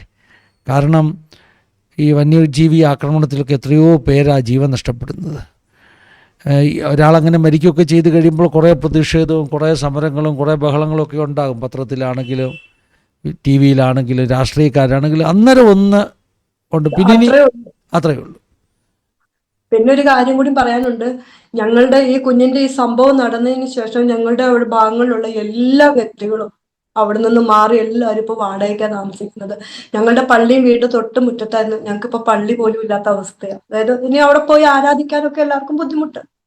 ഞങ്ങളാരും ഇപ്പൊ അവിടെ ആ ഭാഗത്തേക്ക് പോകുന്നില്ല. അതായത് നമ്മുടെ ചർച്ച് ഓഫ് ഗോഡിന്റെ ചർച്ച് അല്ലേ? ആളുകൾ ഭയം കൊണ്ട് അവിടെ ഒന്നും പോകുന്നില്ല, ആരും പോകുന്നില്ല. ഞങ്ങൾ അവിടെ താമസിച്ച്, ഞങ്ങൾ 6 വീട്ടുകാരായിരുന്നു അവിടെ താമസിച്ചിരുന്നത്. 6 വീട്ടുകാരും അവിടെ നിന്ന് മാറി വാടകയ്ക്കാണ് താമസിക്കുന്നത്. ഓ ദൈവത്തിൻ്റെ സ്തോത്രം. എത്ര സങ്കടകരമായ അവസ്ഥയാണ്. മനുഷ്യനും വനവും, അല്ലെങ്കിൽ മാൻ വേഴ്സസ് വൈൽഡ് എന്ന് പറയും, ഉള്ള ഒരു വലിയൊരു പോരാട്ടം. ഇതിനൊക്കെ പ്രതിവിധികൾ ഗവൺമെൻറ് തന്നെ കണ്ടെത്തണം. മനുഷ്യൻ്റെ സംരക്ഷണം, നമ്മുടെ ജീവനും സ്വത്തിനുമൊക്കെ സംരക്ഷണം നൽകേണ്ടത് ഗവൺമെൻറ്റാണ്. അവരുടെ കണ്ണുകൾ തുറക്കട്ടെ. നമുക്കങ്ങനെ പ്രാർത്ഥിക്കാം. ഇനിയും അങ്ങനെ ഒരു അനുഭവം ആർക്കും ഉണ്ടാകാതിരിക്കട്ടെ. ഒരു വന്യജീവി ആക്രമണത്തിൻ്റെ വാർത്ത ഇനിയും കേരളത്തിൽ നിന്ന് കേൾക്കാതിരിക്കട്ടെ. അതിനുള്ള സംരക്ഷണം, അതിനുള്ള സുരക്ഷാ നടപടികളൊക്കെ ഉണ്ടാകണം. ഗവൺമെൻറ് ശക്തമായ നടപടികൾ എടുത്തേ പറ്റുകയുള്ളൂ. മൃഗങ്ങളെക്കാൾ അധികമായിട്ട് മനുഷ്യനെ സംരക്ഷിക്കണമെന്നുള്ള ഒരു ചിന്തയിലേക്ക് വരണം. അതൊന്നും ഇല്ലാത്തതാണ് പലപ്പോഴും കുഴപ്പം. വിജി സിസ്റ്റർ തന്നെ നമ്മുടെ വ്യൂവേഴ്സിന് വേണ്ടി ഒന്ന് പ്രാർത്ഥിച്ചാട്ട്. സിസ്റ്ററെ ബലപ്പെടുത്തിയ കർത്താവ് നമ്മുടെ പ്രേക്ഷകരെ ബലപ്പെടുത്തുവാനിടയായി തീരട്ടെ. ആമേൻ. സ്തോത്രം, സ്തോത്രം, സ്തോത്രം, സ്തോത്രം, സ്തോത്രം. മഹാപരിശുദ്ധനാകുന്ന ഞങ്ങളുടെ സ്വർഗീയ പിതാവേ, അവിടുത്തെ മക്കളാണ് അടികൾ കർത്താവെ, ഈ സമയത്ത് നിന്റെ പാദപീഠത്തിൽ കടന്നു വന്ന് കർത്താവെ, നിന്റെ സാക്ഷിയായി തീരുവാൻ ബലവനാകുന്ന ദൈവോട് ഇടയാക്കിയ നല്ല കൃപകൾക്കായി നന്ദിയോട് സ്തുതിക്കുന്നു, സ്തോത്രം ചെയ്യുന്നു കർത്താവെ. ഹല്ലേലൂയ. എത്രയോ അനേകാരം ഇതുപോലുള്ള ഭാഗ്യം ലഭിക്കാതെ ലോകത്തുനിന്ന് മാറ്റപ്പെട്ടുകൊണ്ടിരിക്കുമ്പോൾ, അനേക സന്തോഷമില്ല, സമാധാനമില്ല, ലോകത്തിന് മോളിക്കൂടി വിരഞ്ഞോടിക്കൊണ്ടിരിക്കുമ്പോൾ, ബലവനാകുന്ന ദൈവം ഞങ്ങളെല്ലാവരെയും, നമ്മളെല്ലാവരെയും ദൈവം കാത്തുപരിപാലിച്ച കൃപകൾക്കായി സ്തോത്രം ചെയ്യുന്ന സ്തുതിക്കുന്ന കർത്താവെ. ദുഃഖത്തിലും പ്രയാസത്തിലും ഹല്ലേലൂയ വേർപാടിന്റെ വിഷമത്തിലും ആയിരിക്കുന്നവർക്ക് കർത്താവെ, നീ അവിടെ നിന്ന് ശക്തി പകരണം കർത്താവെ. ആ നിത്യതയെക്കുറിച്ചുള്ള ചിന്ത അവരുടെ ഹൃദയങ്ങളിൽ കടന്നു വന്ന് കർത്താവെ, അത് പ്രത്യാശയോടെ ആയിരിക്കാൻ എൻ്റെ ദൈവം അവിടുന്ന് അവർക്ക് കൃപ നൽകുമാറാണെന്ന് പ്രാർത്ഥിക്കുന്ന കർത്താവെ. ഹല്ലേലൂയ. ദൈവകൃപ വ്യാപരിക്കുമാറാണെന്ന് പ്രാർത്ഥിക്കുന്ന അനേകർക്ക് കർത്താവെ ഒരു ആശ്വാസമായി തീരുവാൻ കർത്താവെ, നീ അടിയങ്ങളെ അവിടുന്ന് കരങ്ങളിൽ എടുത്ത് ഉപയോഗിക്കുമാറാണെന്ന് പ്രാർത്ഥിക്കുന്ന കർത്താവെ. വേർപാട് കർത്താവ് കർത്താവെ നമുക്ക് ദുഃഖം ഉണ്ടാകുന്നുവെങ്കിലും ഹല്ലേലൂയ പ്രത്യാശ കർത്താവെ നമുക്ക് ഹല്ലേലൂയ ആ നിത്യതയുടെ തുറമുഖത്തെ കർത്താവെ ആയിരിക്കാമെന്നുള്ളതാണ് ഒരു പ്രത്യാശ. ഹല്ലേലൂയ ഞങ്ങളുടെ ഹൃദയത്തെ ദൈവത്തോട് തന്നിരിക്കുന്ന കൃപകൾക്കായി സ്തോത്രം ചെയ്യുന്ന കർത്താവെ. അനേക ദൈവത്തെ അറിയുവാൻ ഹല്ലേലൂയ ഒരു സാക്ഷ്യ മുഖാന്തരം കർത്താവെ അനേകരുടെ ഹൃദയത്തിൽ കർത്താവെ അത് തൊടുവാൻ അവർക്ക് കർത്താവെ ഹല്ലേലൂയ ഈ സത്യ ദൈവമുണ്ട് എന്നുള്ള ചിന്ത അവരുടെ ഹൃദയങ്ങളിൽ പതിയുവാൻ ഈ ദൈവം നമുക്കൊരു ആശ്വാസമാണെന്ന് പറയുവാൻ എൻ്റെ ദൈവം അവിടുന്ന് ഇടയാക്കുന്ന കൃപകൾക്കായി സ്തോത്രയുടെ ഹൃദയങ്ങളെ തൊട്ടുമാറാണമേ എന്ന് പ്രാർത്ഥിക്കുന്ന കർത്താവെ. ഹല്ലേലൂയ കർത്താവെ ഈ സംരംഭത്തെ ഈ ചാനലിൽ നിന്റെ കരങ്ങളിൽ ഏൽപ്പിക്കുന്ന അനേകരുടെ സാക്ഷ്യം കർത്താവെ ഹല്ലേലൂയ അത് അനേകരുടെ മധ്യേ പ്രചരിക്കുവാൻ കർത്താവെ ഈ ദേവദാസിയെ നീ കരങ്ങളെടുത്ത് ഉപയോഗിക്കണം കർത്താവ്. ഏറിയ പ്രതിഫലം നൽകി മാനിക്കുമാറാണെന്ന് പ്രാർത്ഥിക്കുന്നു. അനേകർക്ക് കർത്താവ് ഒരു ആശ്വാസമായി തീരുന്ന ഒരു ചാനലായി തീരുവാൻ കർത്താവെ. അനേകർക്ക് കർത്താവെ ഹല്ലേലൂയ ഈ ഇതിലൂടെ വരുന്ന സാക്ഷ്യങ്ങൾ കേൾക്കുമ്പോൾ അനേകരുടെ ഹൃദയത്തിന് ഒരു രൂപാന്തരം ഉണ്ടാക്കുന്ന ഒരു ചാനലായി തീരുവാൻ എൻ്റെ ദൈവം ഇടയാക്കുമാറാണെന്ന് പ്രാർത്ഥിക്കുന്നു കർത്താവെ. നിന്റെ സന്നിധിയിൽ എല്ലാ കാര്യങ്ങളും ഏൽപ്പിക്കുന്നു. പ്രാർത്ഥന കേട്ടിരിക്കുക. സ്തോത്ര സാലിസ്മുല അപേക്ഷിക്കുന്നു. കൃപയോടെ കേട്ട് ഉത്തരം വരുമാറാകണമേ. പിതാപുത്ര പരിശുദ്ധാത്മാവാകുന്ന ത്രിയേക ദൈവത്തിൻ്റെ കൂട്ടായ്മ, സഹവാസം, കാവൽ നാം എല്ലാവരുടെ മേലും കൃത്യമായി നമ്മുടെ നടുവിൽ കടന്നു വന്ന ജീവിതാനുഭവങ്ങൾ പങ്കുവച്ച പ്രിയ വിജി സിസ്റ്ററിന് മേൽ, തൻ്റെ കുടുംബത്തിന് മേൽ, പ്രിയമുള്ളവരുടെ മേൽ ഇന്ന് മുതൽ എപ്പോഴും എന്നേക്കും ഉണ്ടായിരിക്കുമാറാകട്ടെ. ആമേൻ. സിസ്റ്ററെ കർത്താവ് ബലപ്പെടുത്തട്ടെ, സഹായിക്കട്ടെ. ഞങ്ങളെല്ലാവരും നിങ്ങളെ കുടുംബമായി ഓർത്ത് പ്രാർത്ഥിക്കും. കർത്താവിൻ്റെ കൃപ കൂടിയിരിക്കട്ടെ. ഈ ഒരു സാഹചര്യത്തിലും ഇത്രയും സമയങ്ങൾ ഞങ്ങളുടെ ചാനലിൽ വന്ന് ജീവിതാനുഭവങ്ങൾ പ്രേക്ഷകർക്ക് വേണ്ടി പങ്കുവച്ചതിൽ നന്ദി പറയുക. വാക്കുകൾക്ക് അതീതമായ നന്ദി. ദൈവം സഹായിക്കും, ബലപ്പെടുത്തുകയും ചെയ്യട്ടെ. നന്ദി വിജി സിസ്റ്റർ. ഇത്രത്തോളം കർത്താവ് ബലപ്പെടുത്തിയല്ലോ സാക്ഷ്യങ്ങൾ പങ്കുവെക്കുവാൻ. ഇത് വേർപാടിൻ്റെ ദുഃഖത്തിലിരിക്കുന്ന അനേക മാതാക്കൾക്ക് തീർച്ചയായും സിസ്റ്റർ സാക്ഷ്യം വളരെ ആശ്വാസമായിരിക്കും. പിന്നെയും കുടുംബമായിട്ട് ഞങ്ങൾ ഓർത്ത് പ്രാർത്ഥിക്കാം. ഒരിക്കലും കൈവിടാത്ത നല്ല കർത്താവ് പിന്നെയും കരം പിടിച്ച് ഞങ്ങൾ നടത്തട്ടെ എന്ന് പ്രാർത്ഥിക്കുന്നു. God bless you all. Have a wonderful time. Thank you for watching. God bless you.